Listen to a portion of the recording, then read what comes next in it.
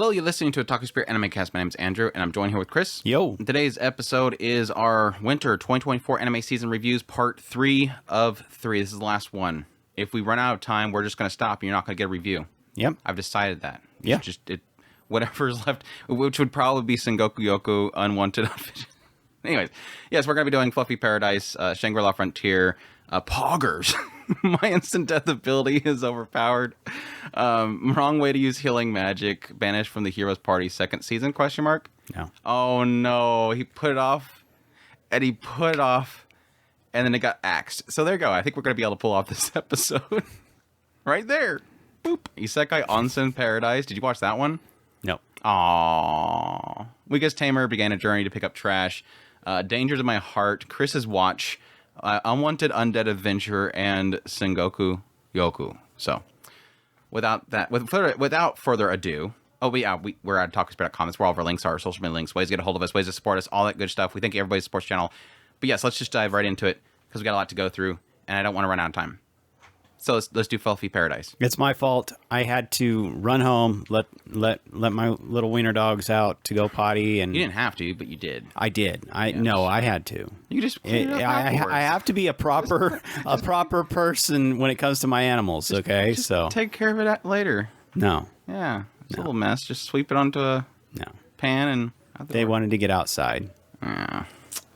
Spoiled dogs. Yes, Fluffy Paradise. Speaking of fluffy things, Fluffy Paradise, or Isekai de Mafu Mafu, Nade Nade, Suru Tame ni Ganbatamasu, I think is how it's pronounced. Ganbatamasu? Memasu. Yeah, Temasu. Anyways, it's a show done by EMT Squared. Light novels, a source, adventure, fantasy, slice of life. Yeah, this one opens up with a office worker who is overworked, comes home, gets to her door, gets inside her house, gets to that little awning area, and just plop right on the ground, just dead. Probably got stabbed outside. Or she probably got hit by a truck and then went inside and then died. And then died. There you go. Yeah, that could be that. That makes sense. It's usually a stabbing, though. They like trucks and stabbings. But this one, and the overworked, let's be honest, it's like, is there any other ones? There's stab, truck, overworked. Well, that one girl, she fell off the side of the cliff because the guys pushed her off. But that was technically, she got hit by like some lucky cat thingy. The lucky cat thing. There seems to be the one thing that came out of this season was bust through a tunnel syndrome. Yeah, it wasn't really a busting through a tunnel. It was like they got just in a bus. They got picked up. They got transported. Anyways, but yes, she dies, and then she's before Kami, and Kami's like, yeah, that sucks. You worked really hard. You got overworked, all this kind of junk. We're going to send you to another world. But I got a favor to ask of you. I'm going to give you new life and everything. You're going to remember everything, but I want you to do something for me. I got this other world. The humans there are kind of jerks. They're doing nasty things to animals and beast people. So I want you to go over there, pretty much Noah's Ark. I want you to go over there and tell me and figure out if you think that humans should stay. You know, make that decision yourself. And I'm going to give you something to work with. Do you want a special ability? What kind of special ability would you like? I can give you like superpowers or something. What would you want? And she's like, I really badly wanted to touch my parents' cat. It was so fluffy. I wanted to hug it. No, man, I wanted to hug it so much. And then, yeah, he pretty much makes it to where like she's favored by all animals. So sends her to the new world. There she is born as Nefertima. Or Nima, I guess they call her later. Nefertima. But anyways, she's a Nefertima, and there she very quickly, yes, they notice that she's got the attention of all animals there. There's some question marks as to why her hair color is what it is, because it doesn't really match her parents, but she grows up there under a noble family. The noble family's close to the king. She eventually gets to go meet the king, ends up gaining the favor of some like celestial cat thing that stays there that's supposed to be assigned to the prince.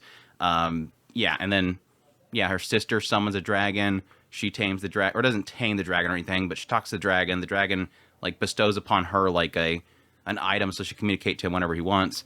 And she goes about trying to stop humans from being mean to animals, and then naming things when she's not supposed to name things. Every time she names an animal, it's like she gets yelled at, and she's like, it's just Nefertima. Stop naming things. Because like there's like a code thing where like if you name something, it like marks them and like they become like yours or whatever, and it sometimes bestows power to them, but sometimes it doesn't. That's a weird thing. Like sometimes it makes them evolve and sometimes it doesn't. So it was like it almost felt like a slimy isekai. At first, I'm like, okay, so everything that she names is gonna become like evolved. No, it was like once, and then everything else just like it's like they get a name and they're like, ah, oh, damn it, I didn't get to evolve too. Anyways, your thoughts or review rather. What do you think of fluffiness? This show is absolutely adorable. I really did love it. The main problem that I see with this show, if I'm going to give it any kind of negative, is probably that it felt like it wanted to explore some interesting themes, but it never really does. And I think that it's kind of a curse of what it was trying to be. It's trying to be cute and fluffy, and it hits that in spades. But it always has these kind of ideas and kind of backdrops that it's trying to kind of scratch the surface of. And it does it here and there. Like in early particular, on, like the church is evil. Yeah, the church is evil, and they don't like beast people. They don't like beast people, and in particular that comes to a real big head when we get into her kind of teacher. It kind of brings her up to the forefront. They kind of do this kind of back and forth. It doesn't go for very long either. It doesn't. Like, she's like, oh yeah, that she's from that place. And then she like makes some comment about it, and then there's a retort, and then it's done. Yeah, like nothing actually. I mean, I don't really necessarily think it's like she has to fix the lady. No, it's like that's what her beliefs is, and it's going to be a lot more difficult for her to just say 2 lines of dialogue, and then suddenly she's like, oh, "I found the errors of my way. Thank you, little child." Yeah, which technically they do elsewhere, but still, it does kind of play on the idea of teaching Nema the idea of choosing your path and then sticking to your guns, basically. And that is a common theme through the entire thing, where she ends up facing it in an even bigger kind of more prominent aspect of something that she's dealing with. And the later conflict was kind of traumatic. Like, it was like, holy crap, this is kind of heartbreaking. Yeah. And she's having to deal with it. I'd be like, if I was her parents, I'd be like, holy crap, are you okay? Like, my child's gonna have PTSD after what she's went through. Yeah, and it's like I said, it has these themes and these darker tones, but it never kind of really pushes it to where you're really actually exploring it. It's just like I said, it's her facing the repercussions of her decisions, and that's really about the kind of furthest extent of it is kind of she's making a decision. These are the repercussions of those decisions, and then resolution, and then it moves on. So it never really kind of asks you in a way of what you think about it and what is delve into the idea of going back and forth. But like I said, to be fair, I want to make it very clear, I don't think that's what this is going for. I think it's going for cute, fluffy, she's saving the world. That's what it's going for. And I think that they do that. I mean, really you have well. a good point, because what happens after everything that happens? The parent, mostly the dad shows up, and what does the dad do? Reprimands her for her decisions. Yeah, he will at first be mad, but yes, then very quickly dotes on her. But usually when he first sees her, it's, Nefertiti, what the hell did you just do? Like, you did it again? You can't be doing that. And then, yes, it typically does turn into... I think the one time he actually did, like, legit get angry, like, it had to take the son, her brother, to show up, and suddenly it's like, okay, yeah, I guess I can't be angry or whatever. Like, the son, like, Ralph, he just kind of chills everybody out, and it kind of just settles the situation. But, I mean, again, to your point, it always seems like everything she does has some big question mark of, like, is this really what you want to do? Do you think that's the right choice? She's making, and it kind of goes to that funny aspect of the, like I said earlier, is the whole like Nefertima. That's Nefertima. It's like every time she does something crazy that's like super impactful, everybody freaks out, but then they just kind of shrug it off and move on. And after a while, it's like, don't go anywhere. Stop running off. Stay in the carriage. Carl, get in the house. Carl. She literally turns into Carl. Like she constantly just, kid, stop. I mean, if it was kind of like that joke that I made early on was like when Kana summoned the dragon. It's like immediately Nefertima just jumps off the side of the arena. And like it's just like, oh good, the fairy showed up to save her. She just jumps. And then like everybody's panicking and they're like, no, don't go to the dragon. And it's like she runs off the dragon and everybody just standing there. I'm like, if that was my daughter, I'd be jumping off that side too. Stop her. Like, don't let her run up to that dragon. But no, they're just kind of like I joked about it. It's like the whole thing with the Charlie Chocolate Factory. It's like, no, please don't. What's she gonna do now? It's like her parents suck. But well, again, that's not the point. It's to be fluffy. Oh, you have to touch the dragon and see how exactly cool its scales are. It's like the show wants to talk about consequences, but it never does. Yeah, it's like it's there, like it wants to, but it doesn't actually do it. I think that's kind of where I fall into is that, to your point, is I came to the conclusion that it's sort of like it is an OP main character power fantasy, but you're replacing the OP abilities with just fluffiness. Mm-hmm. So it is like every other one of these types of shows where they do something crazy and everybody goes, oh, Sugoi! Like it becomes like this thing of like, oh, so that's Nefertiti that I heard of. Well, let me take her over to my animals, like the Leston guy. Like takes her over to his animals and suddenly she does something crazy. After the other guy brought her to the dragons and lizards, whatever. It's like it turns into this whole thing where OP main character goes out, uses an insanely big explosion, and everybody goes, oh, Sugoi. This one is, she goes out there and she befriends every single animal that she gets nearby, even if it's an insanely powerful monster or whatever that everybody's terrified of, and everybody goes, Sugoi. So it's just taking those and it's replacing it, and so it'll have those little moments where something is questioned what she does, but at the end of the day, it's just OP main character, insert fluff. Yeah. And I think for the most part that was fine. This sort of goes pretty close in that area of enjoyment based on the main character and their desire for things. Yeah, like and to be clear, she is freaking adorable. I mean, she is. You just want to squeeze those cheeks and everything like that. Oh, so you're like the prince. Yeah, probably. Always messing with her. She's like, leave me alone. He's constantly showing up, and this guy is trying to flirt with his little girl. I don't know that I'd flirt with her, but I'm saying like the prince is like, it's like, well, that's an office worker, but this guy is a little bit too close to her.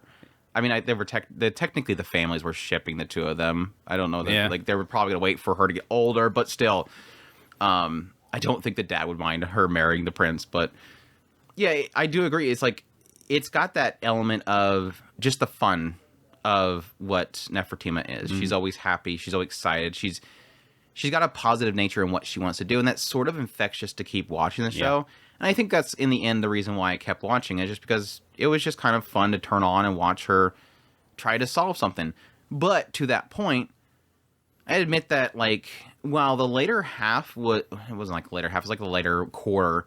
Once they get to like this one group that she's trying to help out escape from the humans, it got a little more like interesting, but at the same time it was almost a bait and switch idea where suddenly it's just no longer fun. It's suddenly like, God, this is kind of bad. And then to kind of leave the show on that is, I mean, it does have a positive end to it. Like it has a resolve and this kind of almost re-sparked Vigor in herself, like, I want to do this. Like, I've discovered this is what I want to do.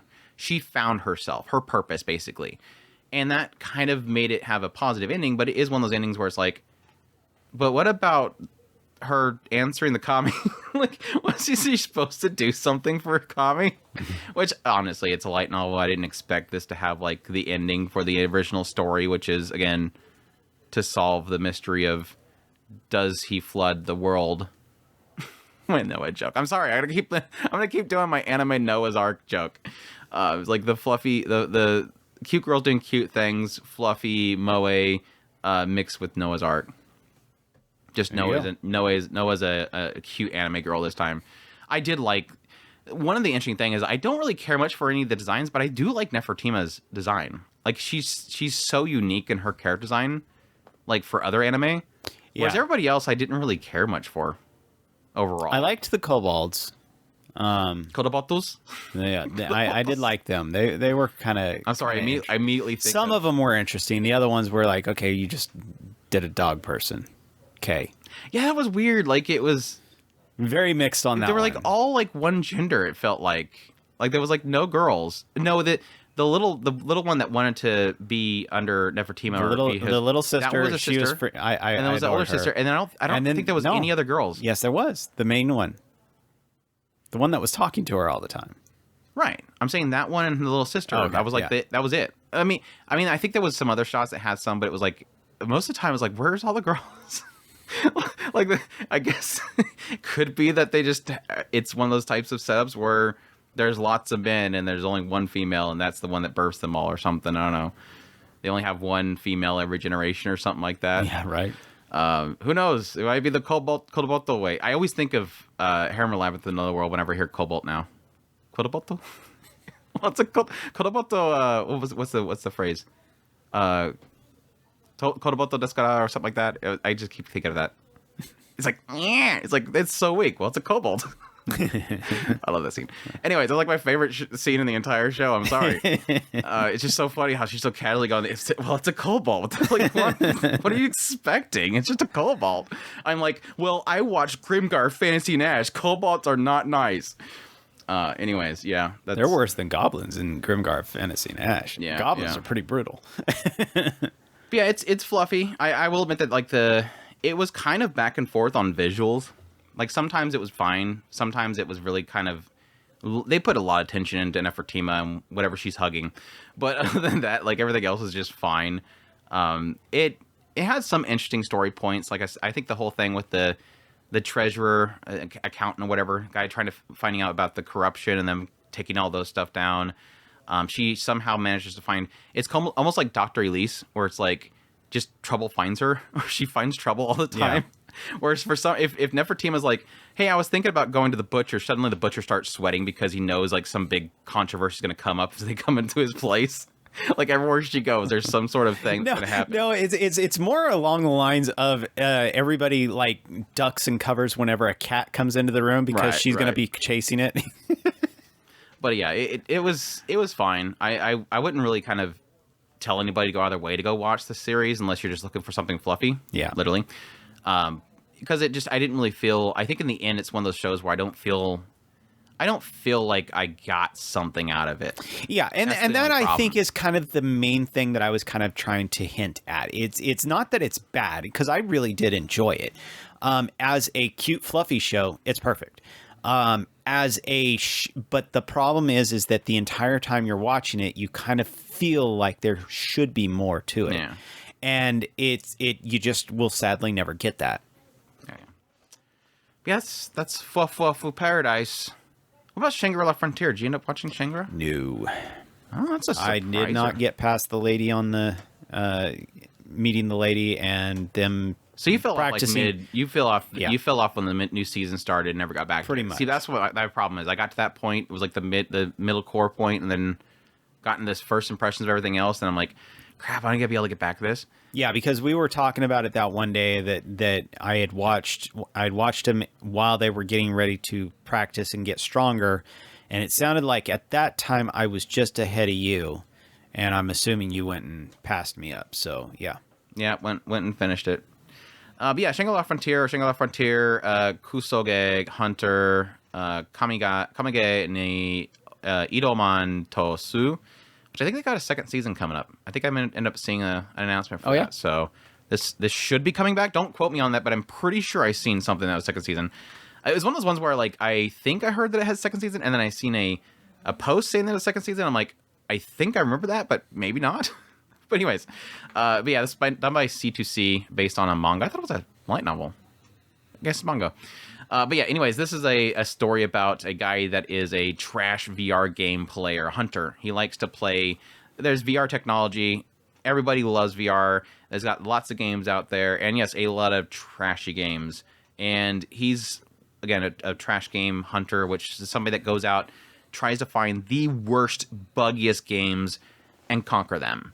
So, like, if there's a game where you're supposed to escort this princess, he'll literally have to go through all the issues that come with that. Like, she accidentally runs over a townsfolk, and then suddenly the guards come out or whatever, and he just absolutely hates the princess. So once he finally beats the game, he turns around and hits the princess. Yeah, because there's a bug that it will allow it right afterwards him to attack her for there's like the cutscenes 0.5 seconds. Yeah. He plays this fighting game all the time that has like so many bugs in it. You can do some stupid stuff with like techniques or something like that because it's so buggy. Well, one day he ends up being, basically told, hey, you're in between games. Why not try the latest and greatest thing, which is Shangri La Frontier.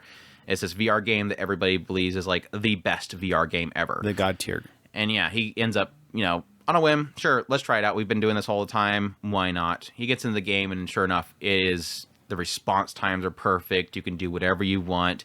Your movement and everything is perfect with the character. It's just a perfect game. It's just a gold standard quality produced coded game. And so, yeah, it's kind of one of those ideas of like, he just got out of he's basically taken off the weights. I've been dealing with really crappy games my whole life, and now here's this game that's just like the response times are perfect, so obviously he's taken off the weights, and now he's going to go in their game.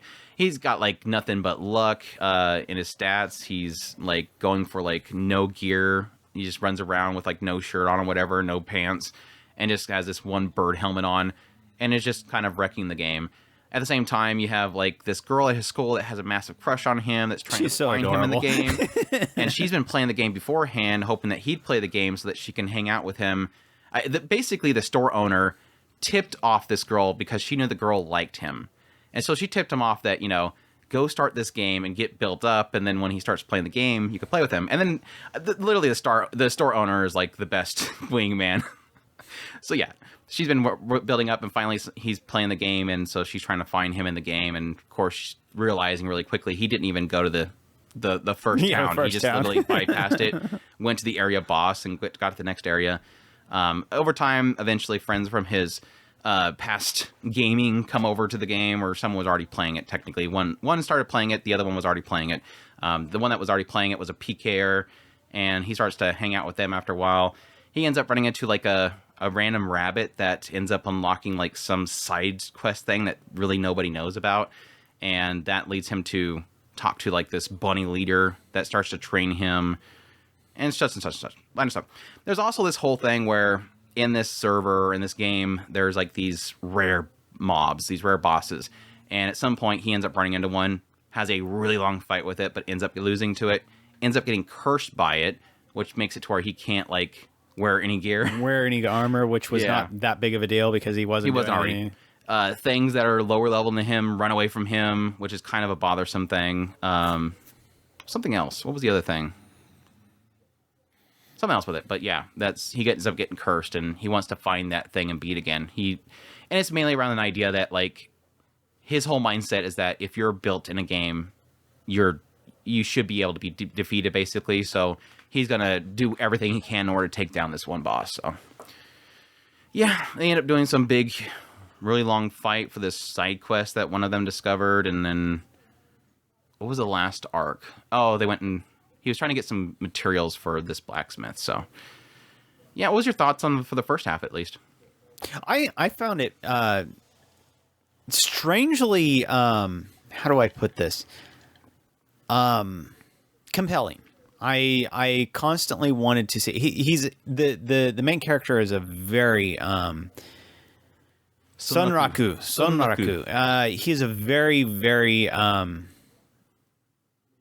just charismatic, goofy character that you just kind of you kind of want to keep seeing where he's gonna go. And I don't know why I just found myself wanting to keep going.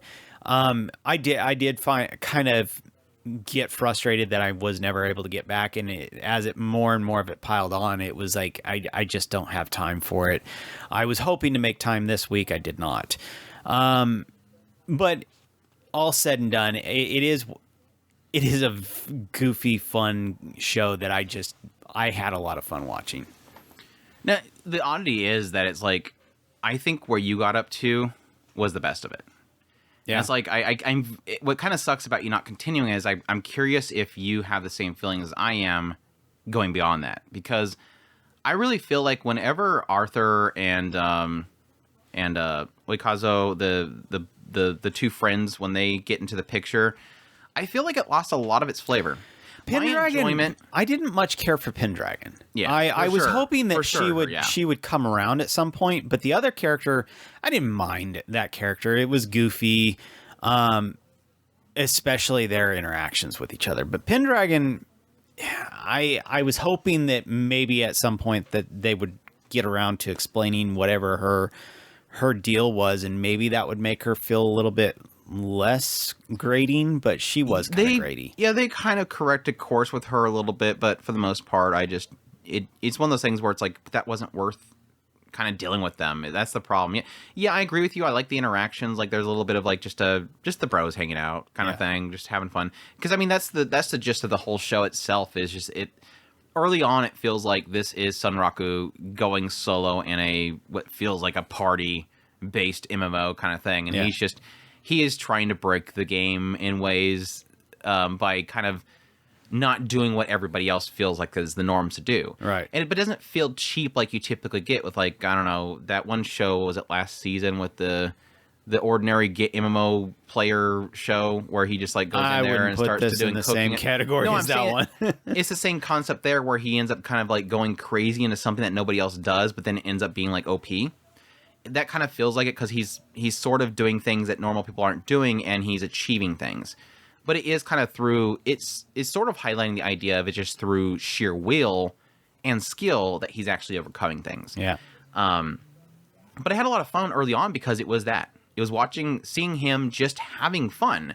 It was the best way that I described it early on. Is it's like Sword Art Online, but without the death mechanic. Right. It's just this is Sunraku in this MMO. He's a beater. You know, he's going solo, going by himself, and he's taking on things by himself.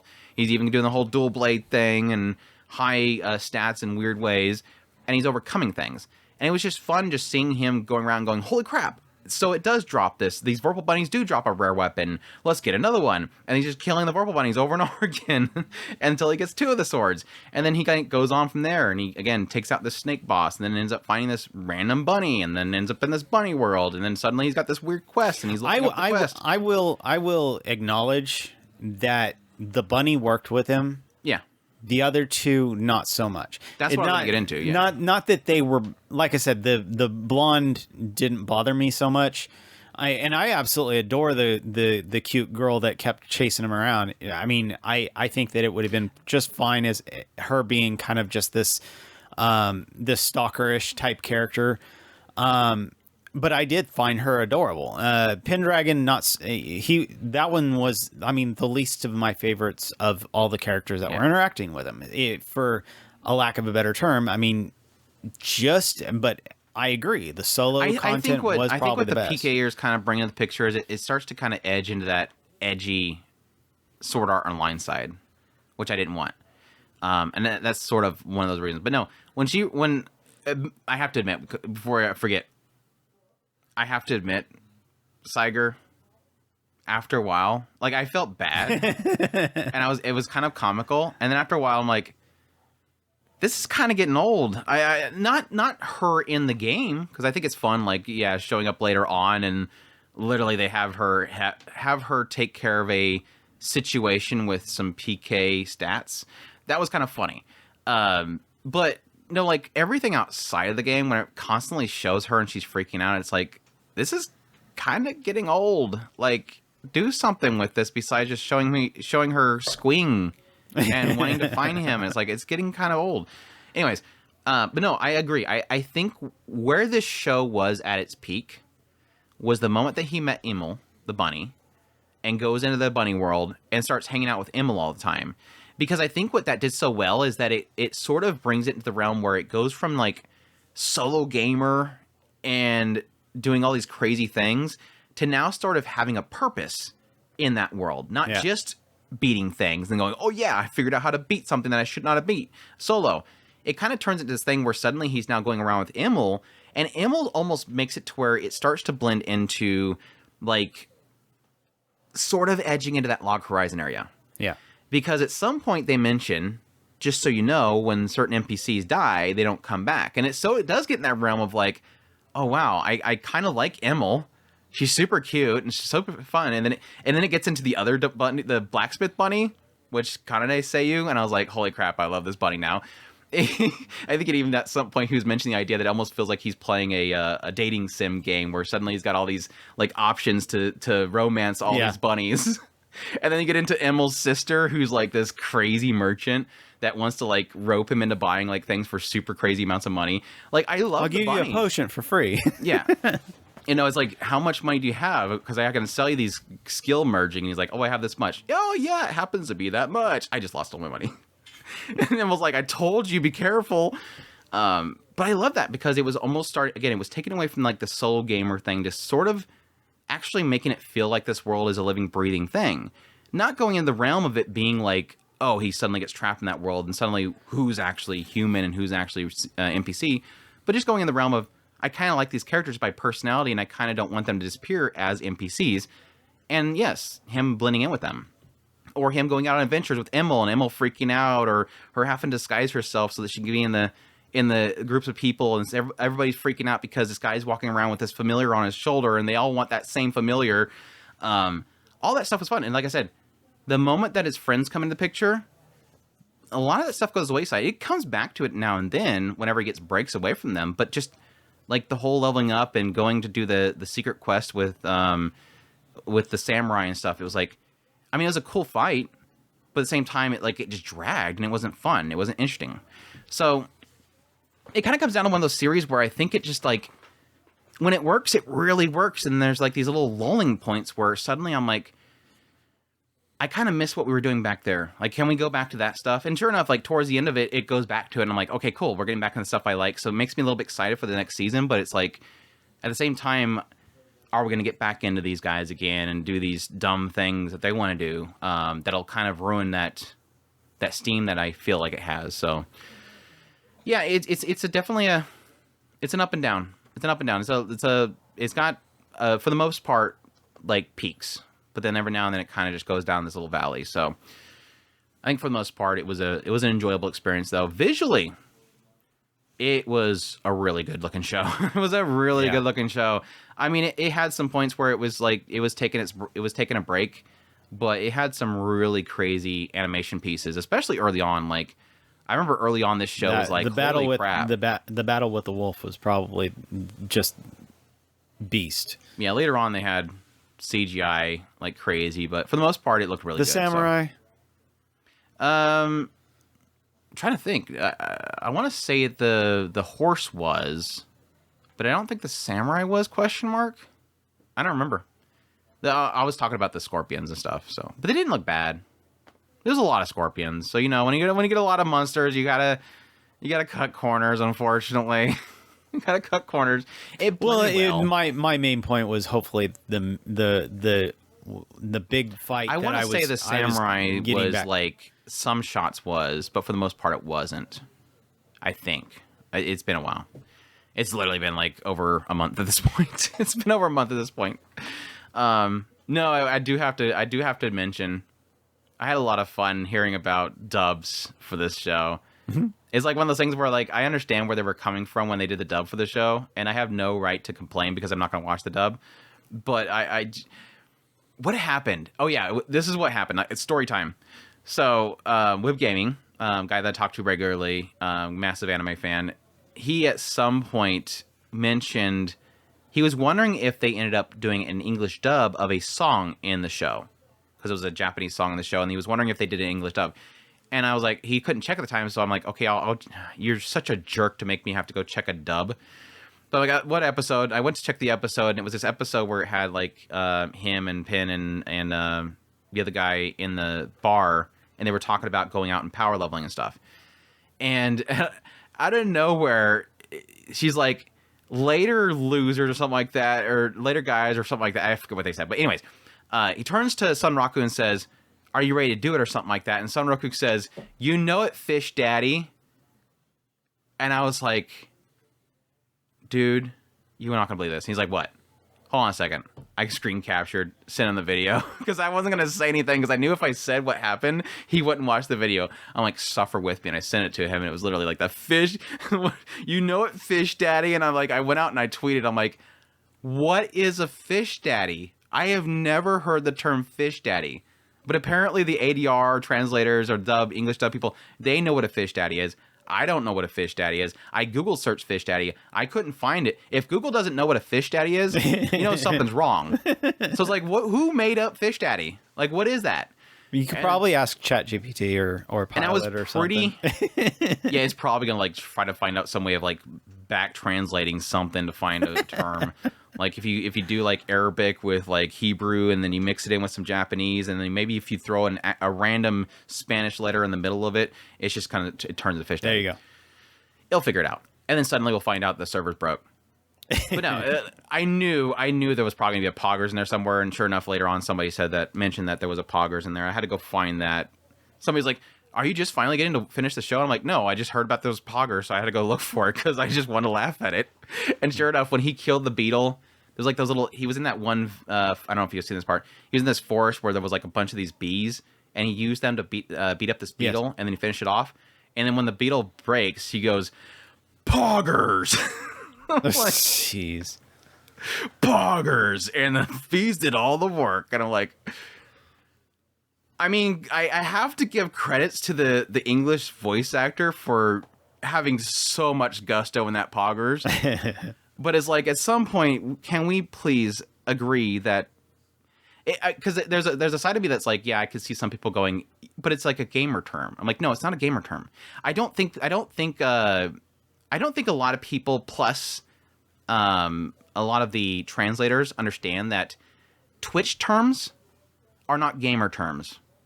If you're a gamer, a lot of gamers don't know what Twitch terms are. But if you're a Twitch streamer or Twitch watcher, you know what a Twitch term is.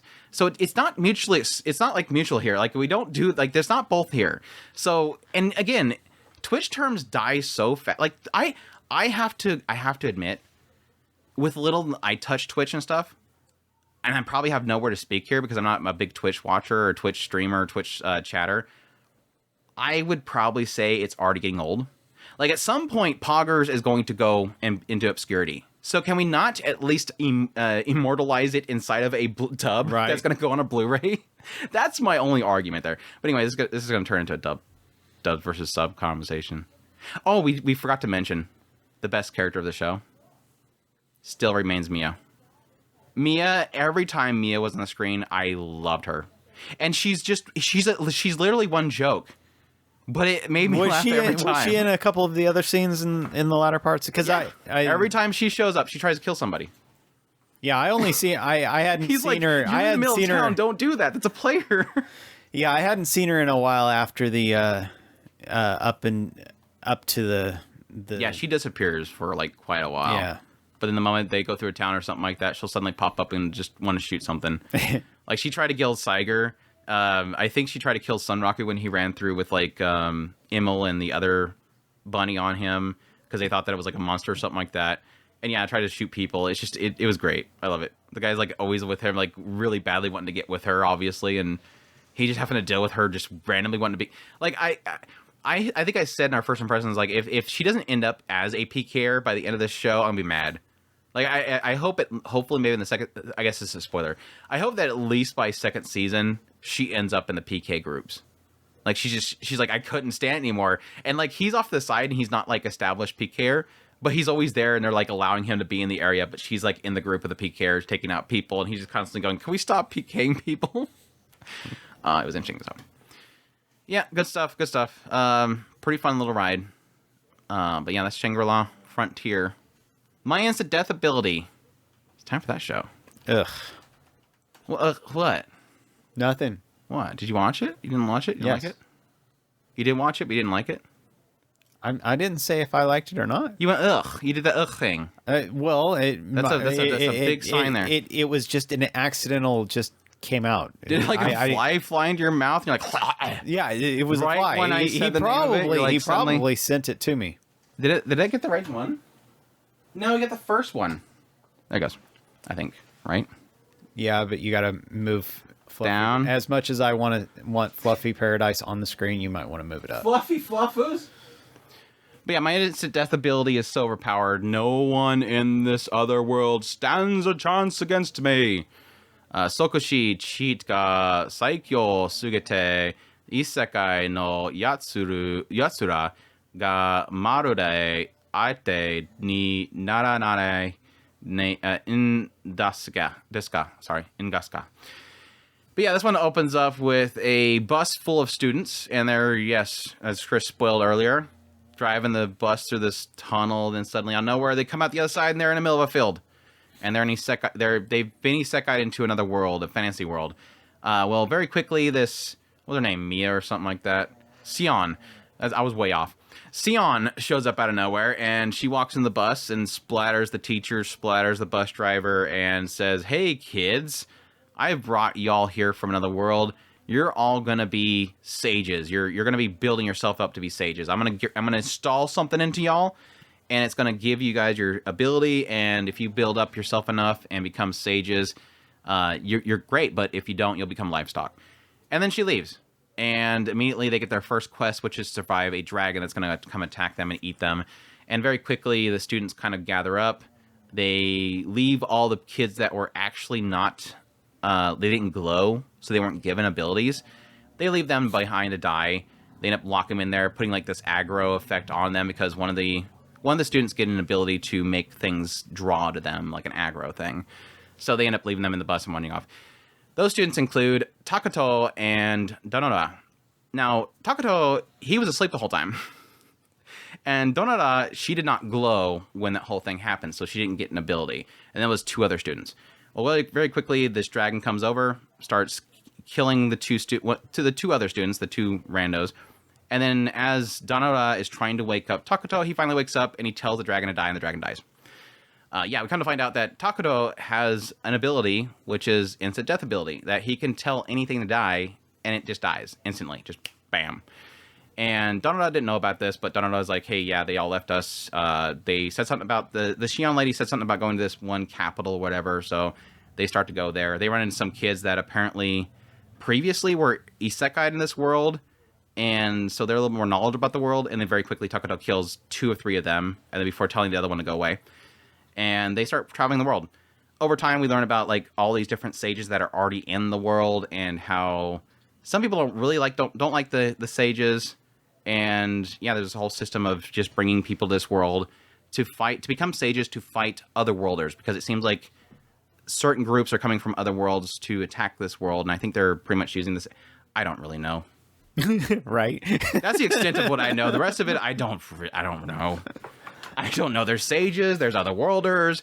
There's a Sion chick. She's killing people. There was a Demon King thingy-majiggy at some point. At this tower that was sealed away and that he killed instantly. The obviously. Hero and the Sword Master and oh yeah, and then he gets into Takuto at some point. His whole story of being in. And then lab. there was androids, and the androids are like super powerful as well. Then there's an entire secret government agency that's been watching Takuto and blah blah blah. Yeah. And the gates. He's got gates, and he's opened like one, and then he might open others.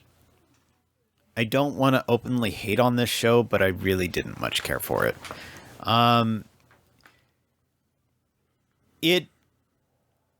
I wanted to see things going on with this show, but nothing really kind of pulled together. And it, like when, I mean, we kind of joked about, but the show became more and more absurd as it went on. It was, I appreciated the idea of Takuto being a secret government, he's effectively like an elfin lead character. Yeah, he's a god that was kind of held in an underground bunker controlled by a secret organization in the government. That's kind of what I was gathering. So that's, I guess, cool. And he got out at some point to live a normal life, and where he wasn't growing up, and then suddenly he did grow up. I didn't understand all that. So then he went to another world, and then the government was like super happy, but Yeah, they were then super killed happy that's him, how the world happened. and then he died, and I love that. Like, yeah, that was like a big. That was like what just happened, because it was like, yeah, he's super. Like, holy crap, you guys brought him to this world. Thank you so much, and then he dies. I'm like, what? What has happened? He's like, oh, another door opened, died. So did Takuto kill him, or did the agency? What? Okay, whatever. I don't care anymore. Because like it never establishes him having any sort of like limit. This is one of those like you can't get any more like insane OP main character than this. Like, this is literally somebody that can go, I can feel the intent of death and of murder in somebody, and I can kill them through monitors. That kind of like OP. Yeah. Like, I just, he somehow like traces through electronics to get to people. Or if somebody's controlled by somebody else, he can trace through the controlling magic or whatever to find them and kill them. Like, he's that massively OP. So none of it makes any sense. No, my thoughts. I don't even hate it. Okay, I'm sorry. That's it. Next show. There was even one. Okay, this is how absurd this show is. We've got that. Okay, there was a character that was added during the Swordmaster / Dark God, whatever the heck you want to call it, arc. That literally he was a gacha guy. So the goddess blessed him with the ability to gain gacha rolls. He would do gacha rolls. He also had checkpoints. He had checkpoints. He was constantly dying, and his power was the goddess blessed him with bringing him back to life. And then so he had gacha rolls of her blessings, and then at random they got to the Dark God. The Dark God, she was in love with the Dark God and killed him. That's the absurdity of this show. It's just... No, he killed him beforehand. When it was the Dark God that killed him? No, Takuto killed the Dark God when they first got there. Like, literally when he got... Like, I knew that's what happened. Who killed him? Takuto did. It was either the goddess or the Dark God did. When they first got to the Because he felt betrayed by her. I don't know what you're talking about. When they first got to the tower, when Takuto was first brought to the tower, at some point they looked over the side of it and they seen where they were paused in time down there. I do remember that. And literally right there he did it. Because he was like, oh crap, and he turned to Dono and he whispered in her ear and she's like, oh, it's not good, let's leave. And then yeah, that was the setup for that. So like 3 episodes later they come back up there and that freeze went away and he just literally plops over and the hero girl was like, what the hell? He's dead. It was like one of those, like, he got stuck in time and then Takuto killed him off, like, I don't know, hundreds of years later. It was dorky. But yeah, then they just took him and ran off with him. Spoilers, by the way. Spoiler, he kills things to die. I know, I'm sorry. Spoilers. But I mean, that's like the funniest thing about this show is like you can't really spoil anything because he just kills everything. There was like this one little moment where it felt like he was trying to figure out how to not kill things, and it was like all now like he wants to kill limbs, like he wants to tell a person's leg to die, but like he still killed the whole person. I think at the end he did figure out later on how to do it, but like it turned into like early on it was like crap, he only figured out how to kill an eyeball. And even if they destroyed the eye and then like let it regenerate through like vampire powers, it would still be dead. Like even if they replenished this, they destroyed the cells and rebuilt it, it was still dead. It's absurd like that. There was one interesting aspect to this series, and that was that I did like... Okay, let me get into the only thing I really did like about the show. I love Donora. Again, it's basically because I'm so fresh off the heels of 100 Girlfriends Who Really, Really, Really Love You, and I loved Kanane's character, and the Seiyu is Donora. And Donora is like the straight man character. She is constantly reacting to the absurdity around her. So when Takuto does something like, this guy suddenly goes, I'm going to kill you, and he starts to build himself up to being like stronger, like he's going to his final form, and midway going to the final form and transforming, Takuto just kills him. Donora will be like, you can't do that while it's transforming or whatever. And he's like, why not? Yeah, that's a good point. But I do like her because it brings up that semi-interesting thing they actually did in this series, which is technically get into, like, is it okay to kill? And yes, Takato at some point trying to establish for himself, it established at some point that somebody told him to not go by the rules of others. And so obviously he can technically have a mindset that if he wants something dead, he's allowed to. But there is a point in which it does feel like Danora is trying to keep him from killing people. And there's times where Takato is not willing to kill people that Danora wants her to kill. So it does kind of come to that whole morality thing back and forth of Takato at some point realizing if I keep killing these things, then it's going to become senseless. And then her sort of agreeing with it, like, yeah, we probably shouldn't just kill anything that gets in our way because you have the ability to do that. So there's like an absurdity to how he just basically walks around and just literally mass murders everybody. Like, he's just killing people left and right. And yes, a lot of his fellow students. But at some point, it's like they do sort of establish that, okay, maybe we shouldn't do that all the time because it is sort of gonna mess with your heads. But at the same time, the world itself is so comically disconnected from reality that it doesn't really feel shocking. And I think that's an issue that I had early on when all the students just up and left them to be murdered. It was like, there was a feeling early on that I was like, okay, are you wanting me to be upset about what's happening on the screen, or do I need to look at this logically? And obviously, I'm not a show to look at logically because, again, this Shion lady comes in and splatters 2 teachers, and the kids are just sitting there going, okay, cool, what? Like, totally. And then, like, you have this one person that's done it as friend, like her friend for a long time, literally just walks off with all them to let them stay behind to be eaten by a dragon. Like, they just so casually just have a bunch of students left behind to be murdered. And then you have the 3 Isekais coming back, and they're like, yeah, I want to take Dorona and run off with her and do whatever I want to her. Yeah, kids are nasty, but it's like at some point it just feels so comically dumb at that point. Like, I can't see any logic in any of this. So it very quickly shifts into, yeah, this is just something you don't take seriously. It's just not intended to be taken seriously. But yeah, I did have fun here and there, and I think that most of it's just about the chemistry between Takato and Donora. I did like their chemistry. It's just everything else was dumb. Like, I just hate every other character on the screen was dumb. I just didn't care for him. Now, at the very end, we did have the Lolly Vampire finally show up, and I want to hang out with the Lolly Vampire, but the rest sucks. The rest of the show sucks. Yeah. It's just a dumb show. And it didn't look good at all. 12 episodes to get to How do you think visually? a Lolly Vampires. Huh? How do you think about visually? It looked god-awful. Okay. I wanted you to be the one, because everybody always goes like, Andrew takes Andrew's not that bad. So I want to make Chris say it for once. I think it looked fantastic. Chris thinks it looks nasty. You had to drag that out of me. You know that, right? No, you just had to wait for you to finish talking so I can ask you the question. It wasn't that difficult.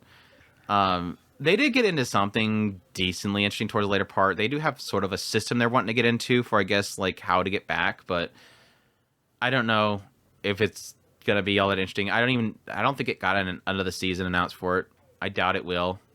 Didn't seem like they wanted to put much budget into it to even want people would want it. So there you go. That happened. We'll see. Instant death ability. It's not bad. It's not bad. Let's go to something that was decently surprising. Wrong way to use healing magic. I'm sure you liked that show, right? Did I? Did you watch it? Yes. Did you like it? Do you want to talk about it first? Got it? Did I did it this time? Yeah. Bam. I'm getting better at this. Changing the other screen without being able to see it. The wrong way to use healing magic. Chiyu Maho no Machigata Sukai Kata. This one is done by Shin-E Animation and Studio Ad, done by based on a light novel, action fantasy. This one opens up with a guy, Kin Usato, who he is kind of just an average student. Doesn't really have any friends. Kind of walking around. At some point, he ends up getting caught in the rain without an umbrella, and he's waiting at the entrance of his school, and suddenly the 2 most popular kids in the school walk up. Suzune Inukami and Kazuki Rusin. And the 2 of them they end up offering him an umbrella, and they all walk together. At this point, Ken Isato is like, holy crap, these two are actually really cool. They're kind of shattering my expectations for the prim and proper. Like, Inukami's like, she's a dork. And so it's kind of shattering his vision of her. But yeah, at some point, the two honor students, they hear a chiming bell. But Usato doesn't. Which I don't think they ever got into. Yes, they did. Okay, well, tell me later. That was the notion that they are the actual heroes, and he was not. Oh, well, yeah, I know that they mentioned something about that, but I was kind of wondering if they ever got into why he didn't hear it despite... I mean, he did technically get caught into it, but he still had powers. That was the weird part. Anyways, spoilers for what I'm going to talk about in a minute. But yes, suddenly this, like, teleportation thing appears between underneath Inukami and Ryusen, and for some reason Usato just jumps over there and gets caught up in it, and they all get transported to this throne room where the king says, sorry, we need your help to save us from the Demon King. Ryusen gets mad because he's like, what the hell, send us back. And they're like, oh, we technically can't, but we'll try to figure that out. Inukami's freaking out because she's read too many Isekai novels, and so she's like squeeing over there.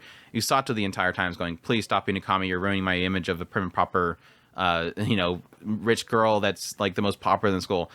Eventually they take him over to the side room where they test their powers, which Ryusen has light. Inukami, no, he had lightning. Or did she, no, he had lightning. Light. She had lightning, and then Usato touches it, and it turns green, and they freak out. They take him back to the king. They say, hey, it turned green. They're like, crap, we got to get him out of here. Get him out of here. And then suddenly this lady Rose shows up at the front, the door of the throne room. They're like, crap, Rose, you're not supposed to be here. You're a little bit early back. And then she's like, oh, how'd it turn out with the heroes? Yeah, everything's fine. Yeah, go back to your headquarters. She's like, all right, cool. And as she's walking away, Usato's like, so what's this whole green thing about? And Rose immediately jumps and grabs him and runs off with him. But yeah, Rose is like the commander of like this healing corps, and their whole thing is like building up strength so that you can go out to the battlefields and heal people. And since Usato's green, that means he has healing ability. So she starts, working him like mad crazy and getting him stronger. And it kind of lays on this idea of like healing the tissue while you're building yourself up. So like you're building your muscles and it's shredding your muscles, and then suddenly your healing magic activates and heals your muscles so you can keep building up your muscles. So he gets like really strong. Eventually, yes, they face off against the demons and all this other stuff. So your thoughts, your review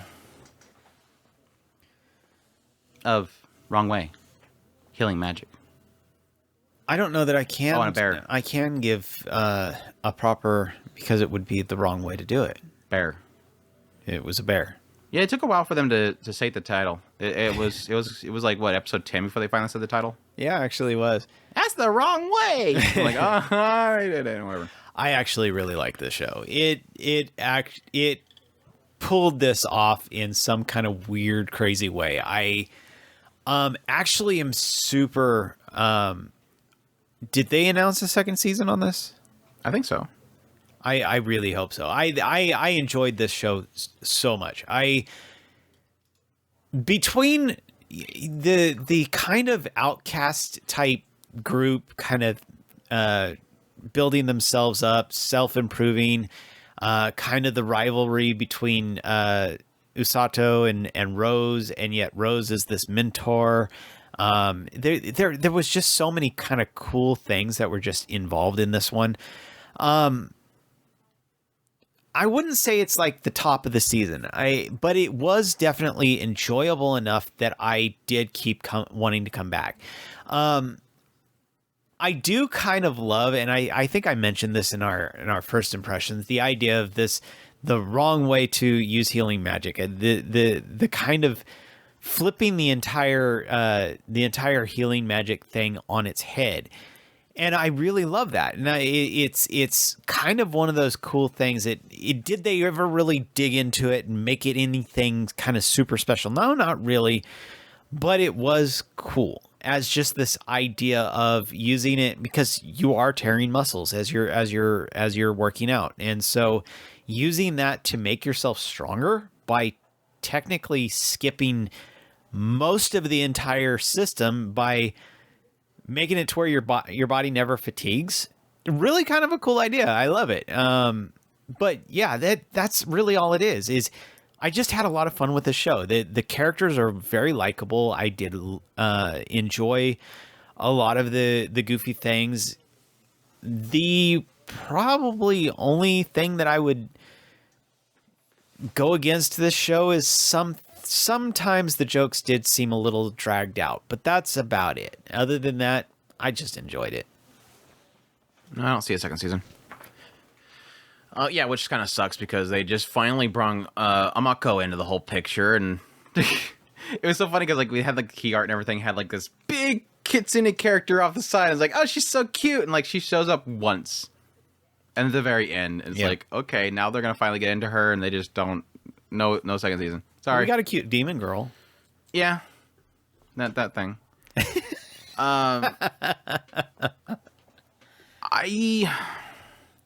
This is one of those cases where like I enjoyed it when I watched it, but I can totally see this being like the most forgettable show, unfortunately. But I will admit that I think this is one of those kind of shows where it's nice because it feels kind of refreshing in a lot of ways. And that's mainly in like, yeah, I made a big to-do about this in the first impressions, but I still agree, I still hold to it. Thank you so much for having an isekai group where the other characters aren't dirtbags.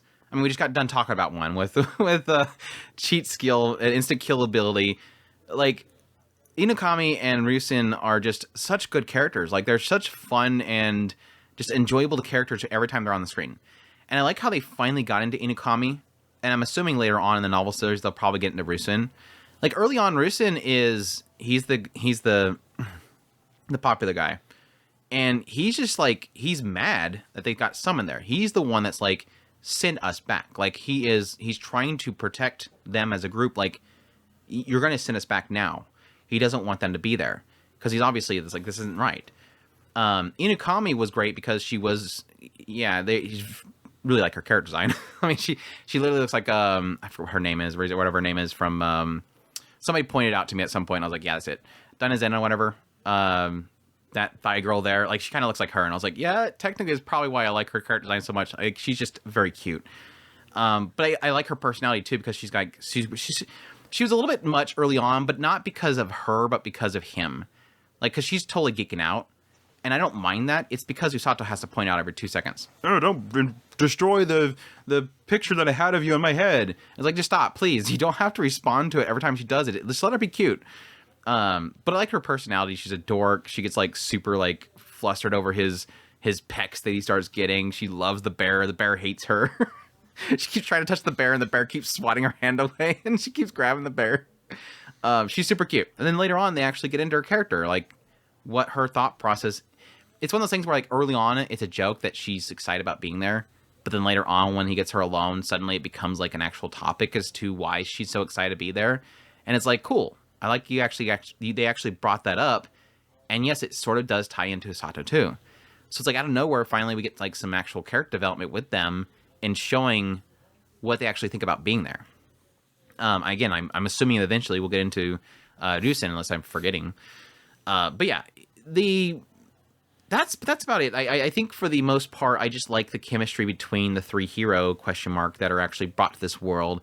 And I think that Rose's story is great as well, because Rose is the character Rose was fantastic. You knew early on that she's just a big teddy bear. She's just this big, massive teddy bear that's just super mean and pushing everybody around. He even says early on, like, the moment that she gets him there, she's just working to the bone. Like, she's constantly just pushing him and pushing him and pushing him, and he feels like he's in hell.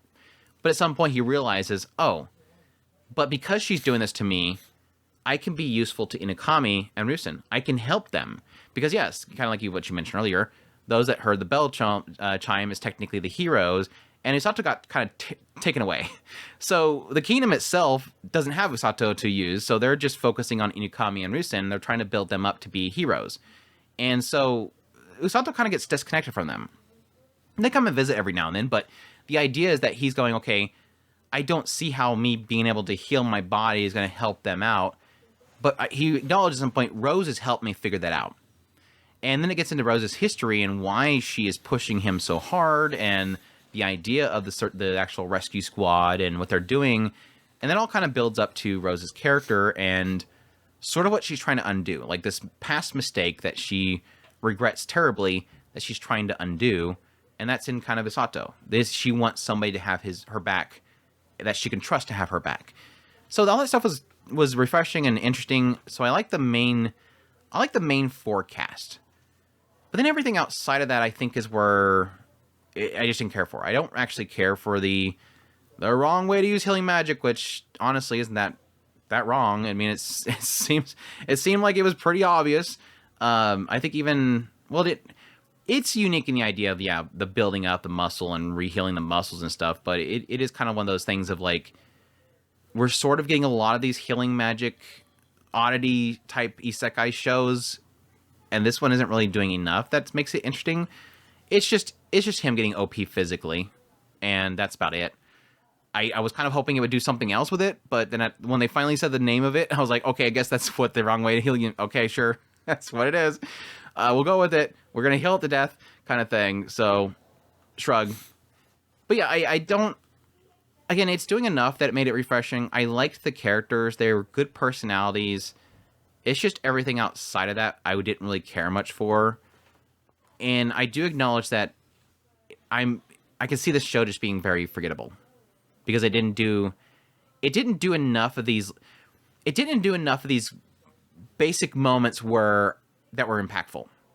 Like looking back on it, like the only scene in the entire season that still stands out to me was one, yes, the bear batting away Inukami's hand, but just Inukami and Usato's conversation. The cave between their conversation, that's the only scene that I can feel is going to be memorable. The rest of it, yeah, maybe the scene in the jail cell with the demon soldier, maybe some cute Doki Doki moments with the demon girl later on. But other than that, like I just see the show being, even the scenes with Rose, even her backstory, the backstory has an issue where it's like, well, we already know what happens.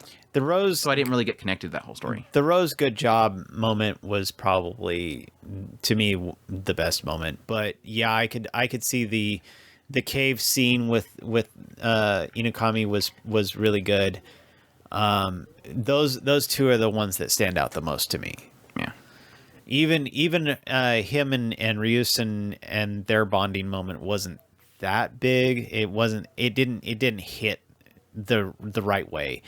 Not in the same way as the cave scene, and to me the Rose scene, which I thought that was a really fantastic scene. Yeah, the later parts of Rose before they went off to battle was pretty solid for me too. So yeah, it's alright though.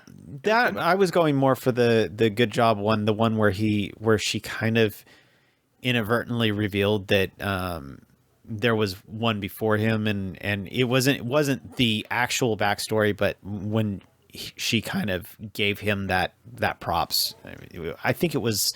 Yeah, I know what you're talking about. Yeah, the very end of it. Yeah. But yeah, that's wrong way healing magic. That's that show. Isekai Onsen Paradaisu, the show that didn't get licensed, and we all know why. Do I even have an outline for it? That's there's right there. Okay. I know I did a video on it. Pioneer log of the storied hot springs, alternate world springs, the reincarnation destination of an onsen fan who's around 40. Was a relaxing hot spring paradise. What a great title.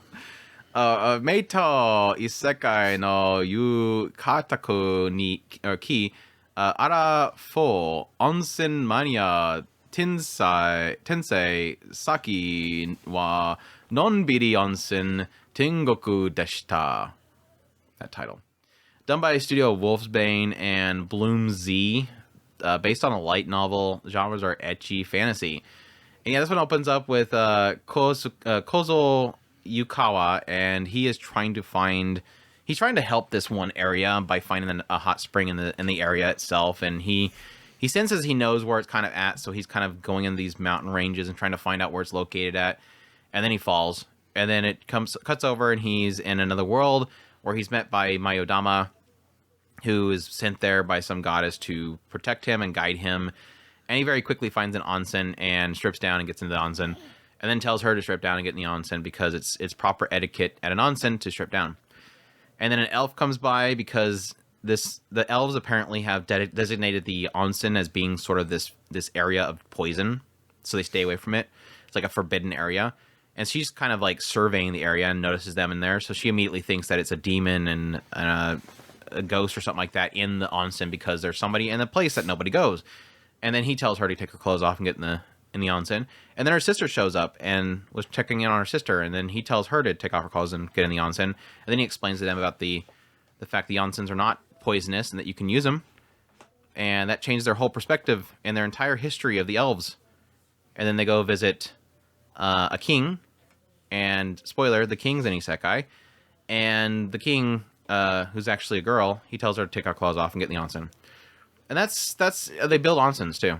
That's literally the whole story. it's like 12 minutes. It's like, I think with the OPs, I think it's like 2 minutes per episode, if that. So it's very quick. So yeah, probably like 24 minutes. But my thoughts. Okay, it's pretty much my same thoughts I had with the first impression. So nothing really crazy here. This is like whoa.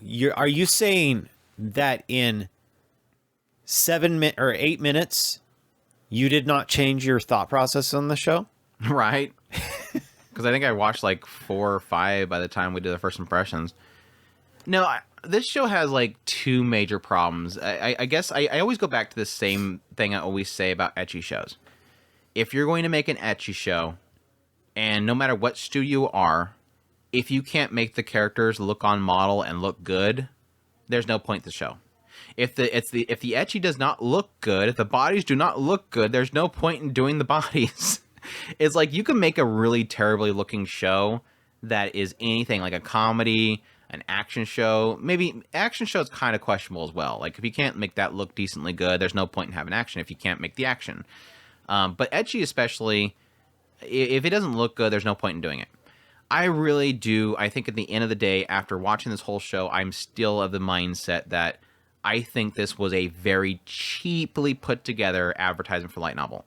Because it doesn't feel like a light novel. It just feels like if the light novel is wrote like this, it's probably a really bad light novel because it literally is character shows up, take clothes off, come in here, maybe one fun fact about onsens, next character shows up, take clothes off, get in here, maybe one fun fact about onsen, go on.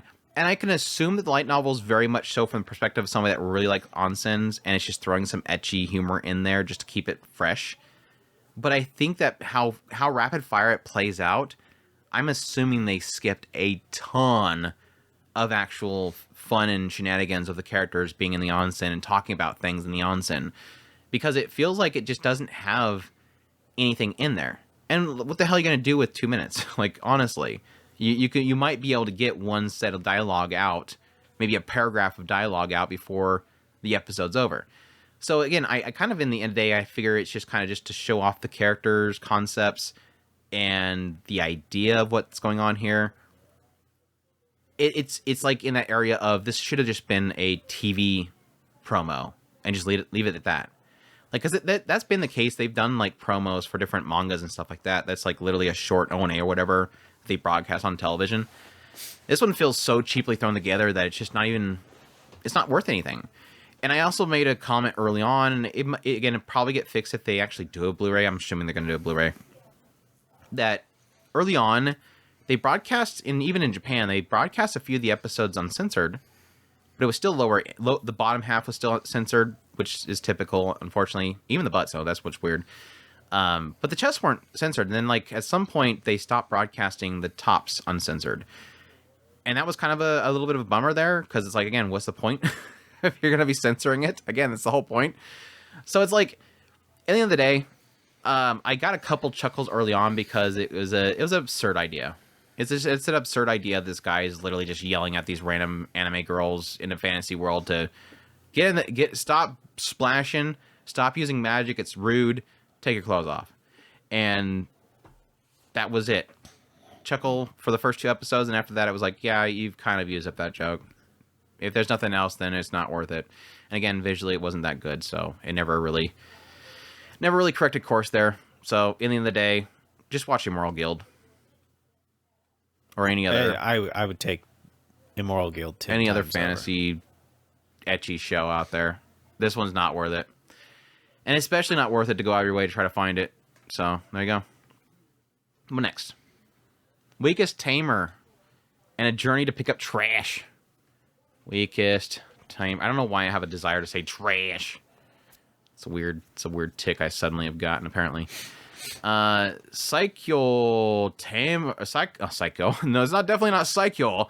Saijako Tamer wa Gomi Hiroi no Tabi wo hajimemashita. Yeah, this one is streaming on Crunchyroll, run for 12 episodes, done by Studio Mesquite.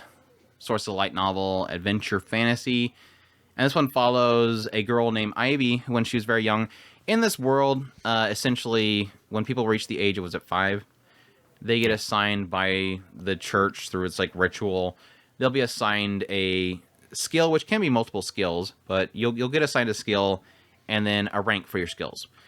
And at some point when she reached that age, they found out that she was a tamer, but 0 stars. And so she became sort of an outcast of the actual village. At some point, even the village chief said that she's like this cursed, going to bring misfortune to the village. So they all went to hunt her down, and she ran away. Well, thankfully, this fortune teller met her beforehand. This fortune teller that was of this village. This fortune teller pretty much bestowed a bunch of information to her on how to survive and everything, knowing that something was coming. And so Ivy uses those skills that she learned from, she was known as Famicia, by the way. Famicia used those skills in order to survive for a little while before she finally flees because they started chasing her down. And the fortune teller also told her to travel to the main capital. But if along the way you find any village where you feel comfortable and you can trust people to tell them your secret, stay there. But go to the capital. So she's traveling. Eventually, she decides to take upon herself she basically dresses herself up and everything, cuts her hair to look like a boy, calls herself Ivy. Feeling that would be the best way to protect herself. She ends up disguising herself because everybody's looking for Famicia. She ends up finding a very, very weak slime that, in all the books, there's no information about these slimes because they're so terribly weak. Literally, slime, a gust of wind can kill it. And they show that at some point. It was kind of tragic. And so she kind of, seeing herself in the slime, being the weakest or whatever, she decides to stay with it because it could sometimes only last a day. So she's going to stay with it until it goes away. And sure enough, the next morning, it's still there. She tries to tame it, thinking whatever. If the book's lying about the fact that you're not going to survive, hey, maybe I can actually tame you, unlike what everybody thinks that I can't. And it works. And so she starts traveling with this slime and going different towns, fearing being caught by the people hunting her down. There's wanted posters around. She doesn't trust anybody, and just hunts rats and sells rats. And then hunts rats and meets people and runs away. Review. What's your thoughts? This show, it actually pulls off a lot of things. From the get-go, this show screamed, Chris, you're going to love it, because we have ultimate underdog story, ultimate underdog partner. We go through just absolutely, I was almost in tears several times through the first episode.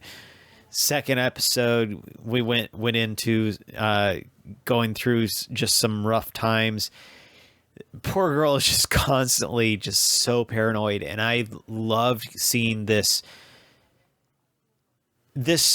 process of going from place to place and slowly learning that she can trust people. And I just it was such a precious moment each and every time she actually did give somebody a chance. And I love the show for that. It just really does take the time to just kind of ponder each moment and just give this touching story. I really did like it. It really did work for me. Yeah, I think I love this show. I was trying to remember at what point. This is one of the shows that I put on my list. I felt like winter was a season of shows that watch half of it and not the rest. Yeah, it's about there. Yeah, about the halfway point of the show. early on, this was literally like the show. Like I was telling everybody, this is the hidden gem of the season. Nobody is paying attention to the show. It was like way down on all the Annie list and charts and whatnot. It was obscure. Like nobody knew what the show was. This is literally the show you tell people like, "Are you watching Weakest Tamer?" And they're like, "What? What is that?" This show early on was both beautifully put together. Like it wasn't like a crazy studio here. We're not talking about a football or anything like that, but it still looked really gorgeous. Like they did with what they had, seemingly not like a crazy budget. They were making a show that looked really visually pleasing, visually beautiful. And I loved probably the first 3 episodes. Arguably, I would probably say the first 2 episodes were fantastic. Like within the first 2 episodes, I'm like, I'm gonna love this show. It is perfect. It is nailing this poor little girl who's literally being chased off by her village, and she's just panicking. She's alone. She's afraid. She has no companions. She has nothing left, but just this hope that this fortune teller, what is telling her, is going to be truth. Her family literally abandoning her, and she has nowhere to go. But she has this hope that there's something that possibly might be over there because the fortune teller told her, and she trusts the fortune teller. The fortune teller was like there when nobody else was. What they basically have is that like the moment that she finds out that she is a 0 star, the father flips out. The wife is like, "Crap! Please don't do this." The kids, basically, the son and daughter, like literally get the hell out of here, Felicia. They kick her out of the house, and then she hides in the forest. And the fortune teller, runs upon the fortune teller. The fortune teller starts taking care of her and teaching her how to survive. But then when she goes back to the village, she finds out that something happens, and then that's when she runs away. So she's there for a brief moment, and it's literally, it comes to this point where suddenly her father is going to come kill her. And it's tragic. Like, it's super heartbreaking to kind of see this story kind of play out, that this girl is, like, just discarded by society and seen as being, like, a curse upon her village. And then, like, it goes into the story of her traveling. She finally gets a companion with Sora. It was just beautiful. I love them two together. Just she finally has somebody that can be her partner. And yes, it technically signifies that she is not completely hopeless, even though she is a 0 star. But that continues to be sort of her stain. Despite the fact that she is away from the village, nobody knows that she's a 0 star. She's able to take care of herself. She's become self-dependent, or she's able to take care of herself. She's able to make money, able to get food. Still, even then, she's not comfortable with wherever she's at. She's afraid of people. And that turns into paranoia. And that paranoia was so beautifully kind of put together there, even though it's kind of frustrating to watch. I get what she's going for, like what she's going through, because what she kind of just, where she came from. And so it's super heartbreaking. And then finally, when you get to that point where suddenly you start to see, I think the first village was like this example of she's too paranoid to the point where she's pushing people away. And it was heartbreaking, but I understood it. And she pushes away and she goes to the next town. And then it gets to this point where suddenly, girl, you're in a good spot. Like, these dudes are cool. Like Ugato and like all the other knights was like, girl, this is great. They're all looking after you. They're taking care of you. They're watching your back. They're all cheering for you. They want you to be strong. They're recognizing what you're going through, and they're all rooting her on. But she leaves, and it's like, okay, that's fine. That's fine. She's still set on the idea that she's not fully comfortable. Maybe the next town, maybe the capital. Let's continue our journey. But then when I got to the next town, I'm like, I'm actually starting to get a little frustrated by this cycle, I guess. It kind of turned to a cycle where she gets comfortable, she meets some people that she trusts. All right, go to the next town. Okay, she gets comfortable, she meets people that she trusts. All right, next town. All right, she gets comfortable, she meets people she trusts. All right, next town. It's like, I got, after the second time, I was like, I don't know. And I wasn't bothered so much by it because I was still sticking with it, but I think the whole third town, that whole arc, which again was, if I remember correctly, like, I think it starts at episode 7, because I see the guys in episode 8's thumbnail, so I'm assuming at the end of episode 7, maybe the beginning of episode 8. So, for sure, episode 8 onward, I just did not like the show. Like, I just got super bored. Like, I just didn't care. I hate that whole arc. It turns this whole thing where there's like this human trafficking group. They're trying to kidnap people, and she's trying to get up the courage to talk to the guys about the whole situation. They go through this whole like lie detector crap over and over again, where they're making the slime jiggle every time somebody introduces themselves, and it's like, I just don't care. Oh, we're gonna do more jiggle things with the people introducing themselves. Guess those are all bad guys too. Who else needs to jiggle? I was like, this whole arc feels like an absolute waste of potential. Like like I said, I loved it all the way up into episode 7. I was a little bit frustrated because she left another buildup of something just to reset again, and then the whole last arc was just, it felt so boring, and it was really frustrating because, like I said, I loved the first part, and I was telling everybody, please watch this show, only for me to feel almost like I steered people wrong, because at least me, I hated that whole last arc. And I mean, I guess it goes out of that whole thing of like, just watch it up until the point that she leaves Okuto and then just stop watching the show. But I don't know. It felt like a massive waste of opportunity or potential. It's not that the show's terrible. I just think that whole last arc just didn't work. I love her story. I love Famicia's story. I hated the backstory, but it's at the same time, it was still great. My heart breaks for the whole backstory. I rooted for her. I think it's a great, compelling story of just, you feel like you want to cheer her on, and it has this sense of potential and showing others that you have worth and value to yourself. There's quite a few points in which the story basically highlights the idea of those with power use it horribly, but you, seemingly without power, are using it for good. So it's showing that idea that despite the fact that seemingly she is a stain upon society, she herself is proving that she has worth and value through her own actions. So that's a great story, and seeing her overcome things is fantastic.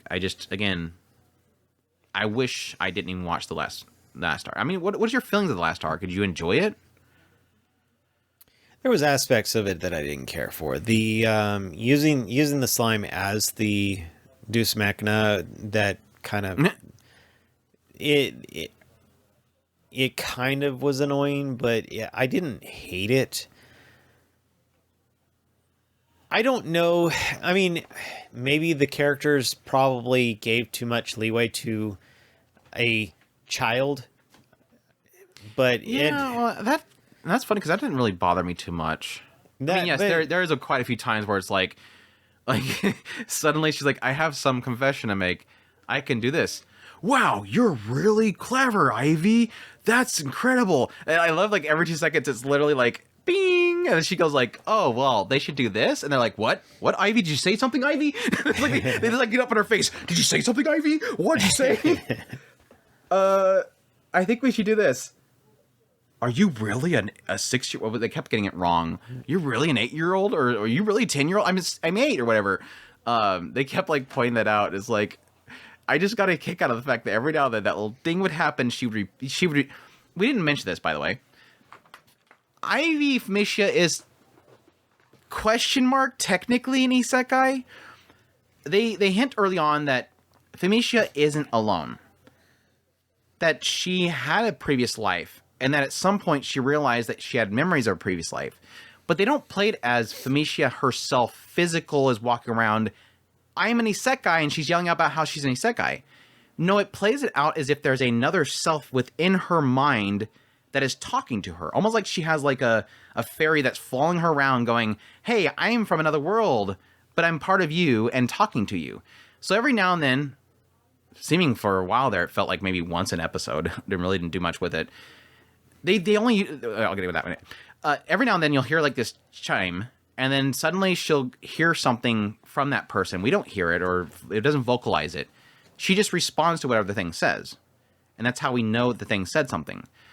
And so it's really weird. So every now and then, yeah, it would like, the chime would happen, she'd respond to it, and then suddenly everybody would like swarm up on her and go, what did it say? What did you say? And that would always kind of give her an idea of something clever to do. And yeah, a lot of cases, everybody's like, wow, that doesn't seem like something like a little kid like you would think up. Like, that's weird. But yeah, it was weird because they brought that up early on. It didn't really feel like she ever utilized it. Besides, the other self gave her the idea of Ivy, a plant that could step on but still survive. And then at the very later parts, the other self gave her an idea of something to do with like gunpowder and certain chemicals to make colored fireworks. Basically make fireworks. Didn't the voice give her the name for Sora and Seal? I don't think Sora. Maybe Seal. No, maybe.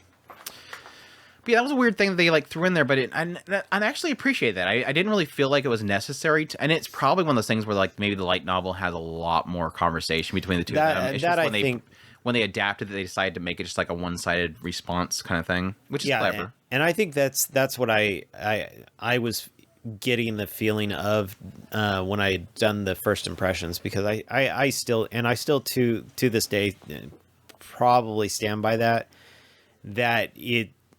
if you're in the character's head, you'll probably hear the secondary voice probably a bit more prominently. But I don't know. It doesn't feel like the secondary voice would be... Did this ever get an audiobook or anything? I think it's brought over here, right? Yes, I believe so. I'd have to look. I'd be interested to check out maybe the first volume of it, see if that plays out that way. Yes, I'm almost positive. I think it's on J-Novel, now that I think of it. You'd have to hand me my phone. But yeah, I liked it. I think the first half was very refreshing. It was a very good story. It's just unfortunate that the entire last arc, in every way, I think... I can't even think of anything redeemable about the last arc. I just think it's such a throwaway. So I'm kind of at that point now where, like I said earlier, I would... If people wanted to know, should I watch the show... I would legitimately say, yes, watch. I can suggest, watch the first 7 episodes. But I can't suggest beyond then. Like, the moment that she leaves Ugato, just make that the wrap up. Because that's literally how the end of the core ends, is her walking away with a bunch of people. So it's the same concept of leaving and going on and continue. It's basically continue the journey. That's how this series ends. So you can end it with her leaving Ugato. And just be like that. That's it. Stop watching the show, because I feel like that whole last arc, I can't even suggest it. It doesn't add anything to her. Her backstory is pretty much established at the point. She doesn't get into any more backstory stuff after that, which I think the backstory stuff is critical. But yeah, I think up at that point, I think it's a really good show. It's a very refreshing isekai. I wouldn't even call it an isekai, because it doesn't use it. It doesn't use it, and I find that refreshing. To be fair. I find it refreshing that it's so disconnected from the idea of isekai. I actually find it very clever to, instead of having the character be the isekai, to have it be just sort of a, like I said, pretty much like a Navi kind of thing. Just, hey, do this. That's literally what it is. Ding, it's hey. Maybe you should call yourself Ivy. I think that's actually very clever. And yeah, technically in that later arc, she is constantly giving her ideas of things to do to trick people and stuff. So yeah. I didn't hate the last arc. I mean, I could agree that it's not as strong as the other two or three arcs. But I do think that there was a significant growth point for Ivy, and getting to the last couple of parts where she does actually confess, was, I think, kind of a step forward for her. Actually accepting those friends as friends, and then ultimately making an ultimate decision on what her journey is about. And I think it was a good ending for it. So watch up in episode 7, then skip to the last episode. That was a problem. Is like I felt like she could have done that with Ukato. Yeah, she could have absolutely done it. He was a good boy. I liked Ogato. He was a good boy. Anything else? No, I'm not going to argue with you on it. No, I mean, this is a show. You have anything else to say before we move on? Nah. All right, that's Weakest Tamer. Let's get into saving. It's not really the best for last, because we're going to do some other shows, but waited three weeks of show coverage before we finally get into literally the show of many would argue is the show of the season. Did I review on Undead Adventure? No, we're gonna do that later. Okay. I just seen it on there. We have The Dangers in My Heart, second season, or Boku no Kokoro ni no Yabai Yatsu, season 2. Done by Studio Shinny Animation, based on a manga, comedy, romance, slice of life. And for those that don't know, the first season essentially follows Ichikawa, and he is an edge boy, edge. He's so edgy. He reads murder mystery and murder novels and stuff. He's so edgy. And he constantly, fantasizes in his own head in his classroom about how he wants to see his classmates covered in blood. Especially that Yamada girl, because she's a model, and she's like, yeah, I want to see her covered in blood the most. But then over time, he ends up bumping into Yamada in the library. They kind of converse. Over time, you kind of have the two of them just constantly bumping into each other, seemingly by some certain girl trying to get his attention. It kind of leads in this whole story about his insecurities about himself and the walls that he put up for himself, the idea of not loving yourself, all that kind of stuff, hating yourself, confidence in oneself, and all that kind of stuff, all the way to the end of the first season. Second season, continuing their constant back and forth, getting a little bit more of the Doki Dokis happening. We get into Valentine's Day and White Day. Those things happen. So a little bit of a will they, won't they confession type of stuff coming up, making chocolates and trying to express your emotions and your desires for the other person. Getting a lot more heavily into Yamada and her job as being a model, how she's gotten into it, and how much she puts so much of herself into it, how much she loves her job, and how Ichikawa kind of sees that she's much more grown up than he is, that she's much more grown up, that she's putting so much into her job while he is just kind of a student, not growing up, all that kind of stuff. So yeah, I don't want to talk about really anything in this episode or these episodes because I don't want to spoil anything. What else can I talk about that's not spoilery? Shenanigans. What's your review of Danger to My Heart second season? That implies that I watched it. If you did not watch it, we're stopping the podcast right now and gonna watch it. I watched it last week. I hope you have. Was it 13 episodes? I hope you got 6 hours, 6.5 hours right now. Sit here and watch it right now. And then we have to return on the recording. Yeah, I watched it last week. So I didn't watch it for the full 11, 12 weeks before then. I don't know how you waited so long. But no, I absolutely adored this show. It really did come on very strong on this season as far as exploring villains this season, and I really did love that it really pulled itself together for a lot of that. There is just such a warmth to most of these characters that I don't know how it's pulled off. I mean, it does have that puppy love thing going on with these characters, and yet at the same time still feel very mature in its portrayal of it. And I give it all the props in the world for that. It is really a fantastic, just genuine love story that I really did like, and I highly suggest it. Yeah, I think the best. I don't even know if I did a video review of this or not. I know I expressed it quite a bit in one of my later review or impressions videos of my thoughts on the whole situation. But the thing that I keep echoing is that I think the thing that Danger to My Heart does so well that no other really romance show, for me anyways, does is, at least by the end of these two cores, I mean, I had the feeling with the first season, but with the ending of the second season especially, I feel like I fully understand why these two characters love each other. And whether or not they can confess that or not is the massive question mark as you go through the series. Can they get those words out? And a lot of the issue with those words getting out is their own insecurities. Early on with the first season, or at least later part of the first season, is so much about Ichikawa, literally hating himself. And it was so heartbreaking, and it was so well portrayed that I felt so bad for this guy. It's like I see where it's his own fault, but at the same time, I also feel like it snowballed.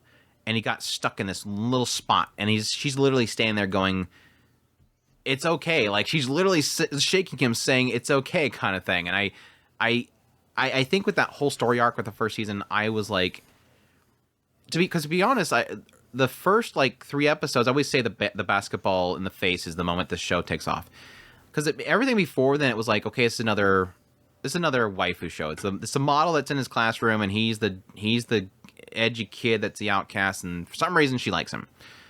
But very quickly, it just kind of takes off, and I felt like it built up into a very great first season's ending, with that emotional point of Ichikawa literally showing that he hated himself. And getting into the second season, it just felt like, I'm so happy. It's like, as exciting as almost happy that I guess they had the stopping point there, because when the second season starts, it's like, it feels like every single episode is like an epic finale. Because like, how can you want? It's like every episode ended with like, how could you top that? How could you top this? How are they going to top this? Like, every episode, I'm going, literally, how are you going to top this? That was a perfect episode. The next episode comes out. There was only one. I don't remember which episode it was. There was only one episode where I felt like, holy crap, that was like a breather episode. Like, I can finally like not jump and do flips about how amazing that episode was. Like, I almost like that the episode wasn't crazy. But like, every episode was like, holy crap, that was so good. Next episode, holy crap, that was so good. It was just nonstop, because what they were doing, the characters with every episode, felt like these pinnacle points in their lives. And I don't know how they pulled it off every single time. Well, I know how they pulled it off. The writer is incredible. The studio, the director, everybody was incredible. Like, this studio, this is one where I was watching the show and I was reading the manga afterwards to see if anything was changed. There was a couple points where they kind of shifted things around, which was kind of interesting. But it was one of those ones where I was reading the manga alongside of it, and what I realized really quickly is, I'm like, this is one of those cases where they're taking the manga, which is good, and they're taking it to another level. The visuals, the voicing, the character designs, the music. Like, we got the music from Kensuke Ushio, which they did the first season, and they did like Hike Story and Silent Voice. The person's incredible. I felt like they utilized his music better in the first season, because I can feel it in the emotion, the music itself, but the music's still incredible. The music just so adds to every scene. Adding up with the visuals themselves, and again, the seiyus. I think Yamada's seiyu is incredible. Every time the best point that I can point out was every scene where she's trying to push herself to do something really is where I'm like, holy crap, this girl's seiyu is so incredible. But no, the whole scene with where she comes by with her dog after they just kind of parted ways after the whole Valentine's thing. And then she comes by with the dog. She said she's walking the dog. So he goes out there with her. And then she's like fidgeting as she's deciding at the vending machine. And I'm like, every point where she's talking in this scene, especially on the bench, her just constantly just acting goofy.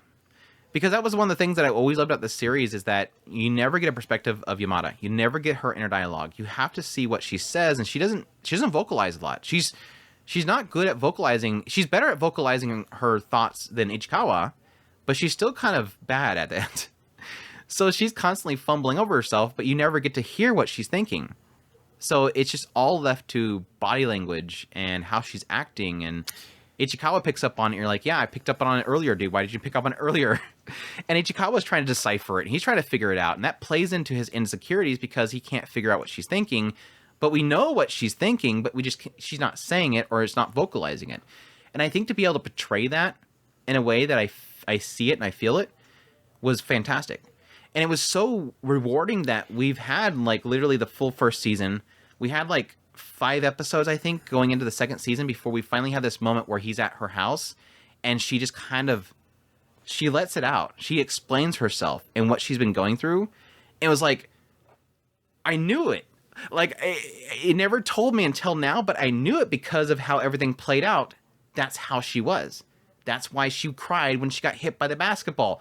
It all makes sense. Like, it's like, if you really take the time to understand these characters and really feel what they're feeling just by their actions, it is such a rewarding series with characters that I absolutely adore. And I rarely say that for shows like this where it has the outcast kid and the hot girlfriend. Her fidgeting is something that is absolutely, I to put it in a weird way, it's top notch. I absolutely love how much attention to detail fidgeting, to her 10 out of 10. Her fidgeting 10 out of 10. I think I'm about Would the watch only again. person. I'm the only person who can fidget more than her and still get away with it. So yeah, top notch. Story, Chef's 10 kiss. out of 10. Music, 10 out of 10. Fidgeting, 10 out of 10. But no, it's Dog circles, 10 out of 10. Yeah. It's kind of one of those. I don't want to say it's high. It's a lot of Sakuga, but she is definitely very animated in a lot of the stuff she's doing. Watch the first couple of episodes. Just how much time they spent animating her eating food. The girl is all over the place half the time. I think the other thing that I love about the show is side characters. This is one of those few shows where I think they do so perfectly on, I would admit, not overemphasizing side characters. Like they literally feel like side characters. The focus is truly on Ichikawa and Yamada. And when the characters on the side come into the picture, their presence isn't necessary. That's the best way to put it. They're not a focus, but their presence and their purpose is impactful. Moika, love her to death. Kana, love her to death. There's a side of me that kind of likes Adachi. Even as much as I hate Adachi, I like Adachi. And I would even say that characters like Nanjo are important. And to have these side characters, again, not necessarily have like their own story arcs. We're not going to have like an episode. I mean, like Hara and Kanzaki's relationship does technically bounce off of Ichikawa and Yamada.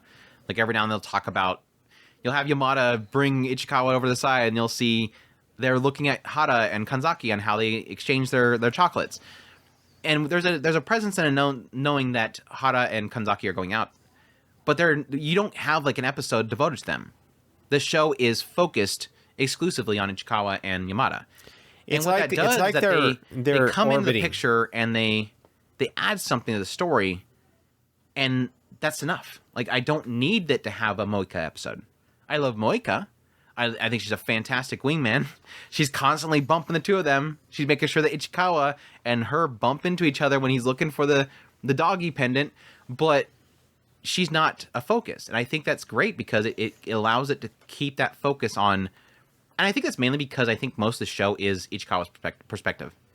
Again, because we never get a Yamada episode. We never get any of the character episodes. It's always Ichikawa, and I think exclusively in his mind. I don't think we've ever had another character thinking. I want to say that we've never had another character thinking something. And I think that's a good thing because, again, it keeps in Ichikawa's head. He never knows it. You as a at least a viewer, I'm not sure if it's the same thing in the manga, you as a viewer are only hearing his thoughts. You never know what anybody else is thinking. And again, I think that's incredibly good storytelling because it allows you, just like him, to be paranoid, wondering, what does Moika think? What does Yamada think? Well, guess what? You're not going to know because that's how it is. You never know what somebody else is thinking. You have to go based on what they're saying. And I think that did so well in creating a very interesting relationship that you're kind of seeing build up. I think I want to say we got a perspective from Kana, but that was like him calling her on the phone and she had to look for something for him. My gosh. the auditorium, the speech. Oh, that was an incredible episode. I think that was literally like one of my favorite moments in the entire episode. The moment that he walked up there and literally said, you know, the one that's always looking out for you is me, or something like that. The one that loves you the most is me. And it's like, oh, the symbolisms. You know who that is. You know who that is on that podium. It's like that moment of going like, oh, this is what I keep saying. This show is so good at Ichikawa learning to have some sort of respect for himself and understand that he is important. That speech was so good too. Oh man, there's so many. Like I said, it almost felt like every episode of this season was just a 10 out of 10. It was literally so easy for me to just – just hit that 10 button on all of my lists because it was just, it was so good. And I think that that did so well in creating a very interesting relationship that you're kind of seeing build up. I think that that did so well in creating a very interesting relationship that you're kind of seeing build up. in every respect, I think pretty much a perfect show. Like right alongside, and it was so bad when I did my top 10 list because, as for those who don't know, yeah, I was speaking pretty highly on Farron. Farron and this show were literally like neck and neck for my number one of my top 10. It's just like literally they do two different things. Like how do you choose which one goes on one slot and one goes on the second slot? They're both perfect in every way, shape, or form. They're both perfect. So get rid of 2 and just have 2 1s. That's what I said I was going to do, but then I'm like, that's cheating. That's cheating. No, what I ended up having to do is I had to go, well, because technically with Farron, there was a couple episodes where they weren't like perfect episodes. Okay, I'll give it to Dangers. I think I put Dangers number 1. I don't remember. Ask me in 10 minutes. I'll change my mind. There you go. I've made that warning several times. God, what else can I say? I said it with the first season. Go watch it. If you're not watching it, go watch it. I'm the same boat going in the second season because it is, and like I said before, get to the basketball the face moment. It is one of those stories that just keeps getting better and it never lets up. This is a writer who once they found, and it could have been they were just not so much they were trying to get their groove, but that they needed some time to build up to the point where they can get to where the wheels can take off. Like they had to put the wheels on before they can have it take off. But once they got those wheels on, no matter how you put it, it just feels like this writer just keeps getting better at what they're doing. And like I said, it is all about personal struggles, feeling that you're not good enough, feeling that you're less than somebody else, that you don't deserve love, hating yourself, discovering love itself, that struggle of communication, expressing yourself, struggles of other relationships and how they can get tied in with something that you're interested in. All those things are all just kind of built in there. The idea of confessing and somebody else pushing you to confess, or you wanting to make that confession yourself, all those things are kind of all mixed in there, and it's just all beautifully portrayed. Fantastic music, amazing voicing, at least the Japanese version. Yeah, go watch it. I think what I decided is that I had the same feeling with Farron. I was like, this is one of those shows where I'm like, I don't really want to do a video review if I didn't do one, because I just don't think I can do it justice. Something I can do justice, the Unwanted Undead Adventure, Nozomanu Fushi no Bokinsha. This one was streamed on Crunchyroll, ran for 12 episodes, done by Studio Connect, based on a light novel. The source or genres are action, adventure, fantasy. And this one opens up with Rent, an adventurer who really badly wants to be a mithril adventurer. He's been struggling his whole life to become a mithril adventurer. He made that his life's goal. He's getting old though. At some point he goes into a dungeon, he finds a secret passage where he ends up in front of a big white dragon angel looking thingy. That thing kills him so fast, and then he wakes up and he's not dead. But no, he is dead because he's a skeleton. He's an undead. And he starts running around the dungeon. He recalls something that this friend of his, Lorraine, said, that she was looking into this idea of monsters possibly being able to kill and get stronger to the point that they evolve into a higher being. And so he's like, okay, well, let's see if I can kill enough of these things and turn into a zombie or a ghoul or something like that, and then I can possibly disguise myself to go back into town.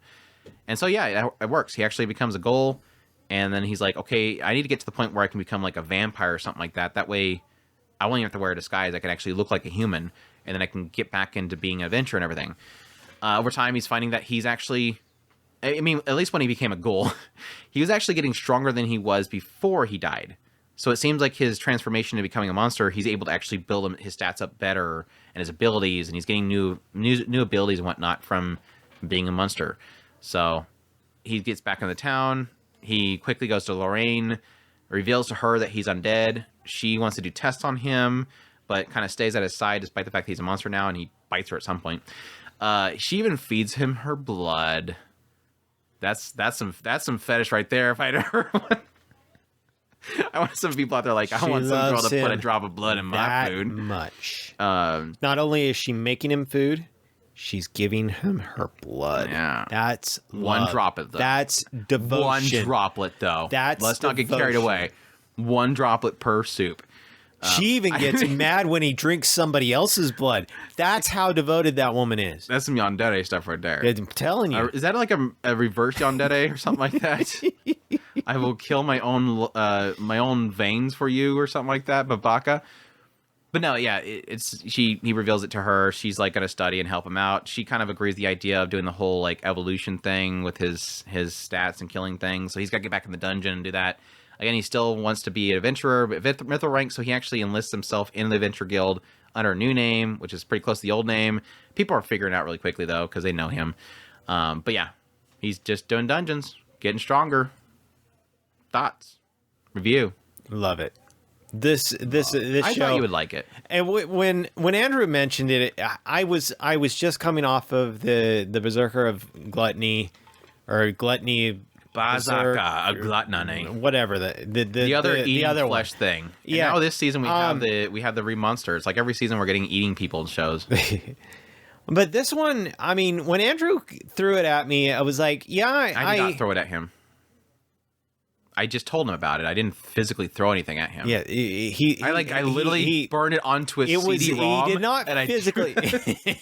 He did not physically. It was a kind of one of those etherical type, kind of thought things he threw at me. Yeah, bad. But no, it sounded like it would work, and when I went into it, I was really quickly caught up in it. I really did like Rent. He just kind of works for what he's trying to do. He's just a genuinely good guy, trying to make it. And him going through the entire process of, just slowly building himself back up. I really liked that. Kind of exploring the world slowly but surely. I do enjoy that. I think that it does a really good job of telling the story in a way that it doesn't feel rushed, and yet still kind of giving you enough that you're like, I can just enjoy this show. Just keep going. Just tell me the story. Even to the point where when we got to the ending, it felt like a good chapter closing. Yet still, I definitely would love to have more. So, by all accounts, I think that this is a wonderfully encapsulated just story that anybody can enjoy. As far as visuals, for the most part, it was fine. I do like early on was a little bit rough. Yeah, it got over that quick. But as far as the artwork for him, I think that it was hit and miss. Sometimes it looked good. I do like his kind of the aesthetic of his kind of cloaked character, but for the most part, it was more hit and miss on him. Fantasy Predator. Yeah, it was kind of a back and forth. Sometimes I did not like his when they took off the mask thing. That didn't work for me. It was no. You don't like that toothy look? No. You don't like that ghoulish toothy look? I wasn't into that. He's always smiling. You got no lips. What are you talking about? He's rotted away. He's like, go on, Chris. Lorraine's pretty hot. Lorraine was hot. I would give anything for Lorraine at my side. I'm not saying that because I want blood in my soup. It's only a drop. I'm not sure exactly how a drop in hot soup actually does anything, but it is what it is. It's like it's just enough. Just I like the vampire drop. better. Vampire she was great. I liked her. The lolly chick later on. Yeah, she was awesome.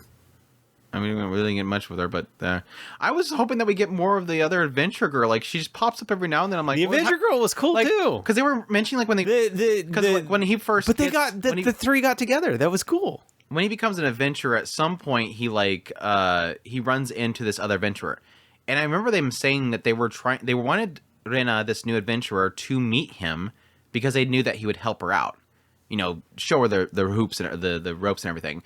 And then she somehow ends up going to the same labyrinth that he was actually at, trying to get stronger so that he can disguise himself to go back in the town. And he bumps into her and helps her out. And so she goes to the town to get stuff to bring to him, and to stuff for him to wear to disguise himself. And it's like, That's it. Like, they go back to the town. He's like, I can't stay around her. Otherwise, you know, she basically be aiding and abetting a goal coming into the town. So I don't want her to get in trouble for me. But it's like, they never really, I mean, you see her in the background every now and then. She just kind of hangs out with somebody else or whatever. Yeah, those two other adventurers. She kind of hangs out with them for a while. But it's like, it's like, I liked her. Like, at first she was like terrified, and she like apologized later because she realized that he wasn't a bad guy. And she's like, I'm sorry for, you know, treating you like you were a monster. But it was a cool little kind of thing they did with the two of those characters. But yeah, my thoughts on the show. Like I said, when we were like, we were probably like 5 or 6 episodes into it. I think at that point I'm like, I think Chris will really like this, because there was a side of me that was like, this is sort of what just looking at Berserk Gluttony, I was like, that's what this show could have been. And Berserk Gluttony went down this whole like power fantasy thing with super crazy numbers, and it quickly got boring. But this one, I felt like it was gradually building him up. Like, it literally comes down to like, I can move a little bit faster. That's the moment he realizes, I think I can go beyond my old self. And so he's just pushing himself more and more and more. Yeah. Yeah, later on, like, when he goes to hang out with the blacksmith and suddenly creates some massive thing that blows up, like, bricks and turns it into, like, balls.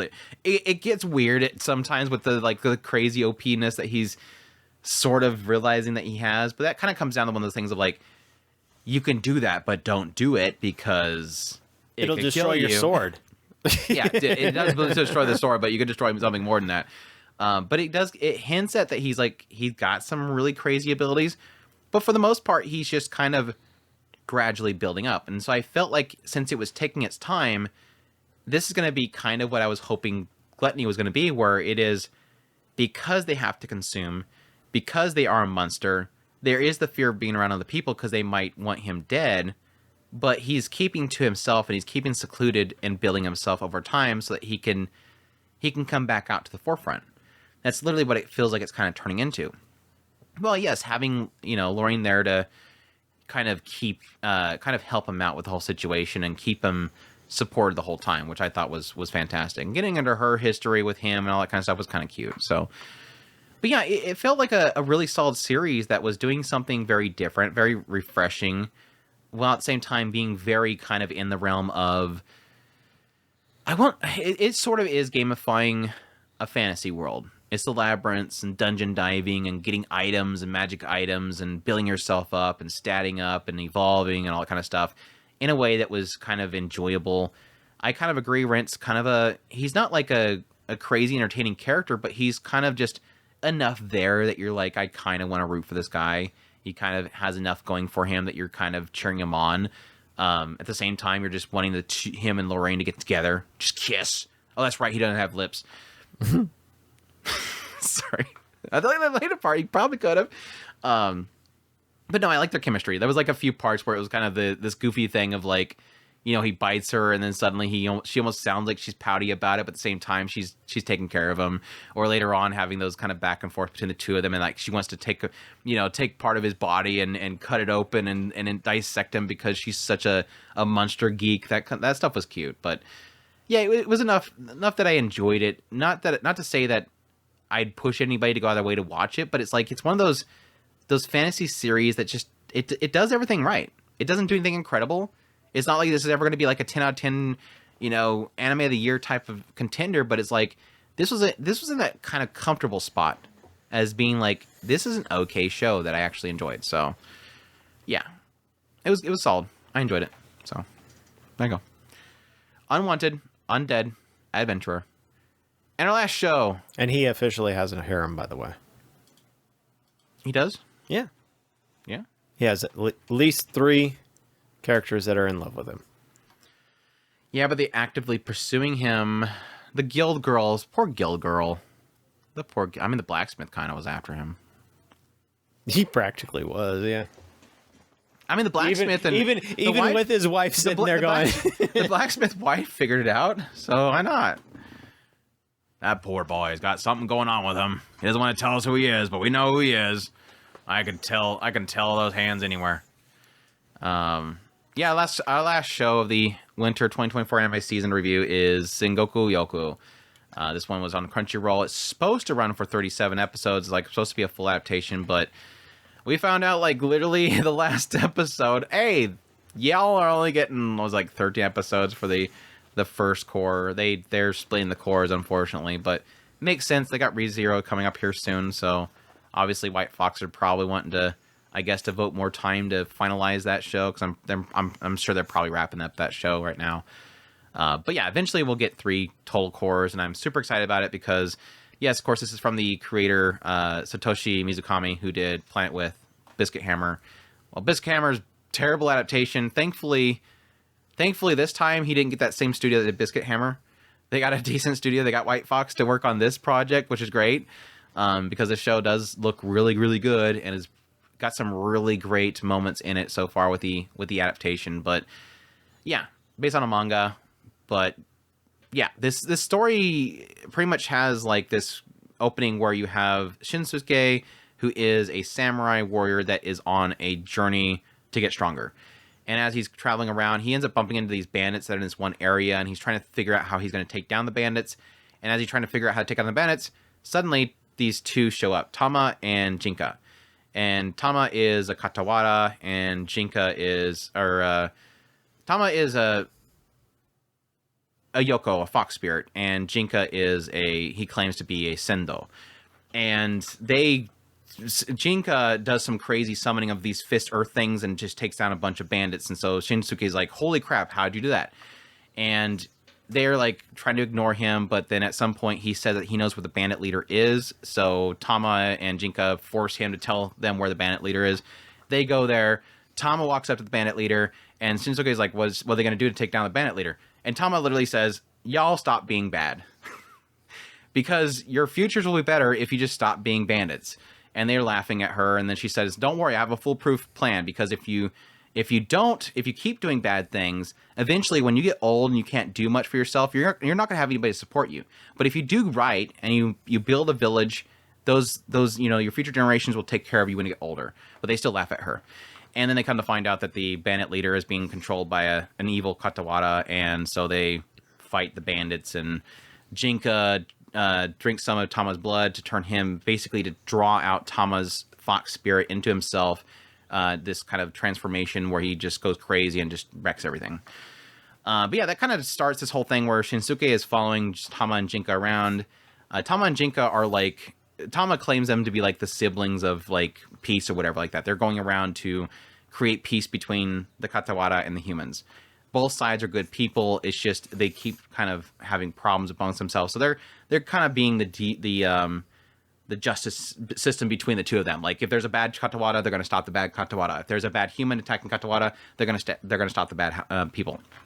So Shinsuke is following them because he wants to get stronger and sees how powerful Jinka is, and so he's hoping to learn something from him. So because his whole history is that everybody believed that he wouldn't be, he was like a failure or whatever. So he's trying to prove himself to his people. So eventually they run into Shakuyaku, who is a human who was embedded with Katawara inside of her by this monk group. And so there's this organization of monks who are trying to tap into the power of Katawara by like implanting humans with Katawara to make them powerful soldiers. And so she's like one that went crazy berserk. It was like a failure. And so they stop that. When they find out that that's what happened, that's when Tama and Jinka go to that monk organization, take it down, and that puts them on a big, massive hit list. So now suddenly the monk group's trying to send people to kill Tama and Jinka and Shinsuke. So that's pretty much the opening segments of the whole series. It kind of gets further into the story, eventually having like somebody attempts to kill like the emperor, and so they start sending out this group of like super powerful people to like this dragon guy to take them out and everything. So, and eventually they go to meet this earth mountain god, and it gets all crazy after that. So yeah, my review of the first core, I will admit, okay, I came to the show with high expectations because, like I said, I love Mizukami as a writer. And yes, my only experience in that is that I absolutely loved Planet with the anime. I never got a chance to actually read the manga, but I love the anime to death. I think his writing style is incredible because he always starts kind of like okay, And then at some point, he just starts to kind of build something up. I always describe Planet With as kind of being this like, oh, so it's a story about like these superheroes that ride these robot things and fight people, and then there's the guy that's able to do that too, but he's the bad guy. And it just felt like very kind of typical. But then at some point, very quickly, you go, oh, okay, he's got an idea here. Like, this is cool. And then he keeps peeling away the layers of this onion, and you get further down this like rabbit hole of like, holy crap, this is a cool story. Like, how did you think about this when you started this?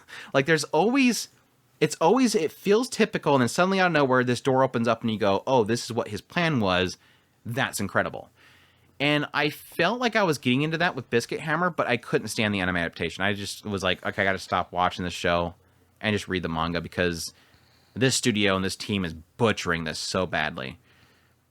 So coming into Sengoku Youko, I have high expectations because now Mizukami has a proper studio handling his project, and that's White Fox. White Fox is a good studio. I mean, people love it for ReZero. It's a good studio. Yeah, not to say this is of the caliber of ReZero, but it's got its own style, so it's kind of in its own category. So as I'm watching this show, I'm like, okay, good. We got a good studio. So far, it looks really good. The OP is so freaking good. I never skip the OP. I freaking love the OP. It's so gorgeous. But anyways, it looks good. I will admit, first few episodes, I got chuckles here and there. I love Tama. Like, no matter what scene Tama's in, I love her. Besides loving Tama and thinking that she's just great, I wasn't really liking the beginning segment. I think when they brought Shakuraku into the picture, I think I started to peek a little more into interested in the show, because that started getting into this idea of those that have these Katawara implanted into them, and there being this sort of inner conflict with the two selves. And yes, technically Shakuraku herself, the human, technically feeling guilt because after she got embedded with this Katawara, it immediately enraged her, and she immediately went back to her hometown and killed everybody. Because her father sold her to this random guy to be brought there to be implanted with that Katawara. And it seemed like some subconscious self went back there and killed everybody. So she had their blood on her hands, and so she was grieving over that. So it was getting into some interesting stuff there. And then it gets into going in and attacking the monks and all that kind of stuff. But I will admit that it wasn't until probably the point which they had the head off with the other Katawara hybrid, gets into the appearance of Jinun, the dragon, and Senya, that it started getting interesting for me. That's when I actually was kind of interested in the show. I was like, okay, this is where finally it feels like Mizukami's work is starting to kind of slowly reveal things. But I will admit that the show hasn't peaked for me. Like, that whole scene with the dragon showing up was an incredible scene, by the way. It was so well done. Like, Jinun is like, for the lack of a better term, if people watch the first season of Mushoku Tensei, he's like the Orsted character. He's literally like this just dragon that just shows up, wrecks things in front of him, and he's terrifying. Like, his presence, like when he first shows up, he walks up with this little boy, Senya, is walking next to him. It's his pupil. And the moment he sees this target in front of him, it's like literally Sakuyaku turns around and says, you know, who the heck is that? Suddenly Jinka's like, holy crap, it's the dragon. We got to get out of here, guys. We got to go. And this guy literally like teleports, like just so fast past Sakuyaku. You see her hair kind of flicker a little bit, but you know that he went by her like this gust of wind. And he just like straight gut punches this other chick, and she sent flying off. And then he turns to Jinka, and it has like this whole smoke effect go across his face. And the transition is from his normal human looking self to suddenly the smoke goes by and he's this dragon. And it has like this beating drum music playing in the background, and you hear this like almost like a dragon roaring noise in the background, like echoing. I'm like, that was literally like the best introduction of a villain I have seen in a long time. That was just like, I was like, whoa, okay, they, and you've seen Jinka and his face is terrified. He's like, we gotta get the hell out of here. It was easily like the best like introduction of a villain character. They have done so well of selling him as being like this force that they need to get away from. So wherever they go, and then suddenly Jinka, Junin showing up, it's like they got to get the hell out of there. Like, they just do not want to be near this guy. He's just like an immovable object that's going around, and they got to stay away from him. So once they get like later parts of that, after that part, the later parts getting into the whole mountain god and everything like that, it really started kind of piquing my interest. And getting into the very final moments of the first season, first core, I heard somewhere, I don't remember who said it, if I should trust them. I heard somewhere where this is sort of like the opening chapter. And I think this is supposed to be it. I think the next part is where it's supposed to open up. It could be a later chapter where it finally opens up. But I heard somewhere where this first part isn't the story. That this is almost like the prelude. And I get it now because something really big happens at the end of the first season. Something really significant happens at the end of the first season. Something really kind of... A character literally changes so much that I can see the rest of the story being something completely different. And that's kind of my hope, because I really only have one fault with this show, or two faults. The first is that, yes, I think the very beginning segments of this show is a good opening. It is to show you these characters, the setting, the Katawara, the humans, the conflict between them, and yes, this monk organization that is messing with things. And this desire for Tama and Jinka. Tama wants to help everybody. Tama loves humans. And she's a fox spirit, a Yoko. And then you have Jinka, and he hates humans. He wants to be a Katawara. He wants to be a spirit of some sort. And so he's pushing away from them. But the two of them together is just basically trying to keep peace. And so it was a fine opening. It wasn't doing anything incredible. And it wasn't, like I said, until Jinan shows up, and then the assassins start showing up, and things start getting crazy, that I was starting to get entertained by it. But the ending shows me like, holy crap, I really want to see where this goes from here. So I almost feel like I'm hoping this is not going to be the case, but I'm already feeling this is going to be the case, where this is going to be a series where I think once the second core hits, if it does what I've heard people say, and it goes in like a very different direction, that it might be one of those shows where you have to say it gets good after the first core. Which really sucks to say. It gets good after 12 episodes, but that it might turn into being one of those types of shows. Again, I enjoyed the first core, but it's not incredible, and I'm really thinking the later cores are probably going to be incredible. My other thing that I hate about the series, and I'm really hoping the second core fixes this, it seems like it can, I hate Shinsuke. He is so obnoxious. He's fine at first, he's just the weak guy. But at some point, something happens, and they turn him into the I'm angry guy. He's always angry. And at some point, I'm like, I don't care that you're angry. Like, I get why he's angry. I was angry too. To be fair, I was angry too. But I'm like, I don't care anymore. I'm over it. You should get over it. I'm not over it, but I kind of understand what they're doing. I know what you're doing, Mizukami. You're not fooling me. He doesn't get it. So he's going to be angry, and he's always angry. And he's got to tell people constantly that he's angry. I'm mad. And it's like, yeah, whatever, dude. I'm like, Tama's over here, she's being Andy, goofy, Jink is being goofy, and then Shinsuke's over there going, I'm mad. I'm going to guess he's probably mad. He was mad. Gotcha. And, just so you know, he wasn't getting sleep. Because he always had the bags in the eyes. And they keep telling him to get sleep, but he goes, no. I'm mad. I'm gonna go swing my sword. You go swing your sword, edge boy. Your sword, your edge. You swing your edge boy.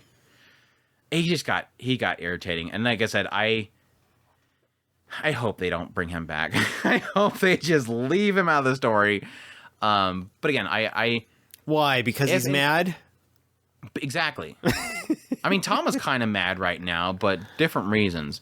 But no, I just have to say, like I said, I don't think this first season has been incredible. I'm not going to oversell people on it. I think it looks good. It has some really great moments. Really fantastic moments.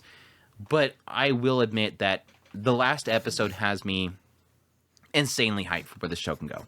If it delivers, and I think Mizukami typically delivers, at least I'm if I don't include Biscuit Hammer, he's 1 for 1.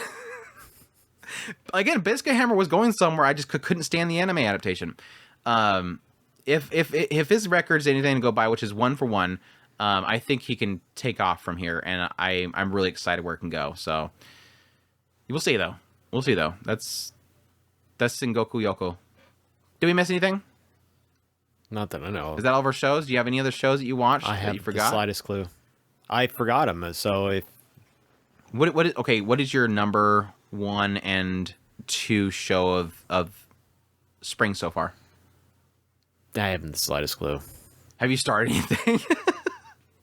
Did you watch Jellyfish yet? No. High priority. Spice and Wolf, you're obviously watching, right? I did watch the first episode of that. It's been good so far, hopefully. I bring up the list. What? You're bring up the list, and I can tell you what I've watched. You have to look at other. No, I'm just asking if you watched it, if you're liking it so far. You don't have I watched to, like, Spice the and list. Wolf. Why wouldn't I watch Spice and Wolf? I just ask if you. It was a little bit late to far. start, but I just want to know if you like it so far. I can't show you with being able to scroll it. You're crazy. Like, is that enough to see the top? Like, you don't care about the top. I've only like, watched 5? a couple of shows, so. But no, so far for me, like I like to see it goes over there automatically. See, you messed up everything, Chris. If I can say like shows that if you've not watched them yet, watch them. Jellyfish Can't Swim at Night. That show is so good. I like the first episode of Unnamed Memories. First episode of Mysterious Disappearance was solid as well.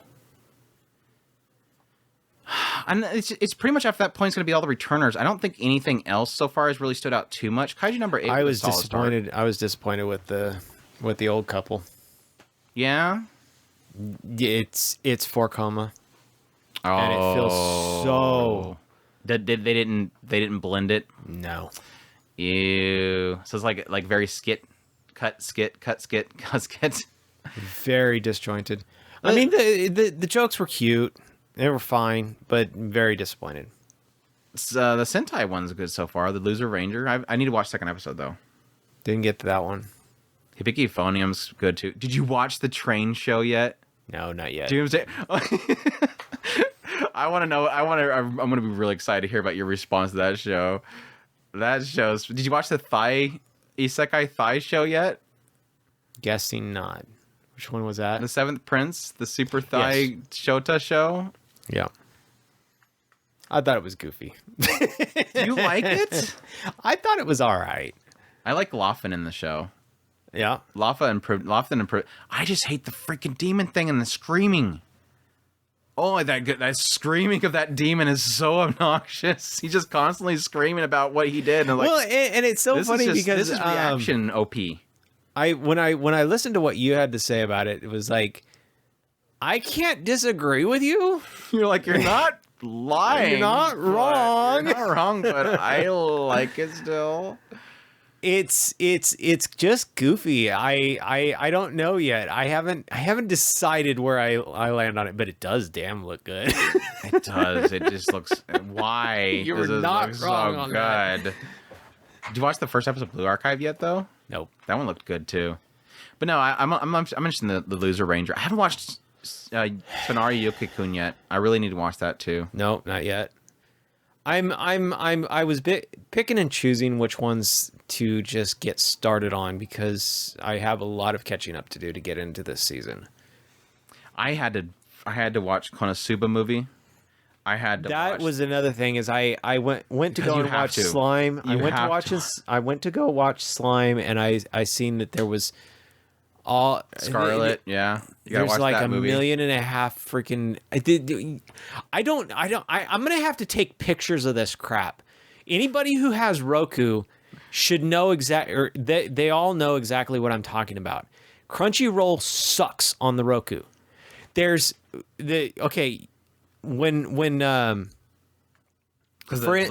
Slime is a perfect example. There's like 500 freaking seasons all the way down the screen. They've been working on some of them to actually fully embed them with the player itself, but yeah, there's some shows that got left behind because I think they fixed Demon Slayer. I think, but yeah, like every language, it's like God, and they're only for like that time I got reincarnated as and then I have to wait for the entire thing to scroll across my screen. You gotta wait for the ticker to gotta scroll the ticker. And sometimes I can get lucky and hit the right one, but I'm not watching last season's, so I have to wait until I find the right season. No, what's great is you'll wait for it, and it's going like, that time I got reincarnated as a slime, season 3. Yes, that's it. And then you go, oh, it's the Portugal version. No. I wanted the English one. I didn't wait long enough to see. That's all right. I had to wait. I had to find out that there was, or find the movie. Not to mention that I had to find the movie that was in the Japanese version with English sub. And then I found out that I'm not on that. I have to go because that time I was reincarnated as a slime. The Scarlet Witch or something like that is the third is the name of the entire movie, and then I've got Scarlet Bond, yeah. Yeah, so I've realized this like I realized it before, but I only had time like literally the week before the season started. And it felt like I had a little bit of breathing room for that last week of the previous season, which is kind of shocking that it felt that way. But yeah, it was literally okay. For you as an anime fan who is trying to keep up on the returning shows, for spring, if you don't watch any movies, like we typically don't because we don't have theaters, so it's usually I wait till somebody pops it up on a streaming platform like Crunchyroll, which they've been doing good lately, for this next season. Now, some of these aren't required, but like Slime, yes, Scarlet Bond, that is, it helps. It enhances a character, so it's supposed to be not related to the source material, but it technically is because it puts more context to a character. So Scarlet Bond, which you should watch. Konosuba, yes, you have to watch that movie. It's like the first episode right off the bat does not make any sense if you don't watch that. What was it? Eurocamp, I think is not necessary, but it is technically fun. It's Eurocamp. The Irregular Magic High had a movie, which I'm not sure if that's related, but I think it is. And what else was there? I'm missing something else. I know there's something else. But yeah, it was like I had all these movies that I'm like, oh crap, I gotta watch all these movies because I need context. And a lot of that is like, for instance, those ones that I was kind of waiting on. That's kind of why I ended up, kind of being wishy-washy on this week, is because I wanted to watch those, but I couldn't find a 4-hour time bracket to watch an entire movie and then to catch up on like 3 episodes worth of show. Sound Euphonium was the worst because that had movie 3, which was a sequel, and then Encore or the Ensemble something, which is an OVA. And the bad thing about that is I ended up watching. I think I watched the Ensemble OVA before I watched the movie 3, and that's backwards. so like randomly there's like all these people and everybody's looking to her and I'm like, wait, what did I miss? Are they gonna explain this at some point? Oh no, that was because I skipped that whole last part. So that's your own fault. So yeah, those two are definitely technically necessary to get context going the next season. But I think that's it though. But that's like a lot of stuff to watch. Drag the screen up a bit. I don't know if it's dragging up or not. You gotta tell me when to stop. That's about good. But yeah, I've been enjoying the season so far. The only things, like I said, that are really jumping out at me right now is I'm enjoying the Dead End Train show, even though it's weird. Loving all the returning shows, obviously, like Mashiko and Sound Euphonium. Blue Archive was really fun so far. I watched the 2nd episode. But like the standout for me right now, like of the new shows that that are like it's hitting me, for sure, Jellyfish. Jellyfish I was planning on watching. Jellyfish was so good. And I'm liking what Mysterious Disappearance is doing so far. Hopefully it can keep onto that. But those are the big ones that stand out. Oh yeah, Unnamed Memory has a lot of potential. I'm hoping it delivers on it. So, but I have a lot to watch though. I haven't even scratched the surface of the season yet. I'm already getting scared. But now that winter's over. We're done talking about that. We can go right into it. I don't know if we're going to jump right into our music podcast episode or what, but we'll see. If I can get time this week, I'll put together an outline for that. So as per usual, throw any songs at me that is necessary.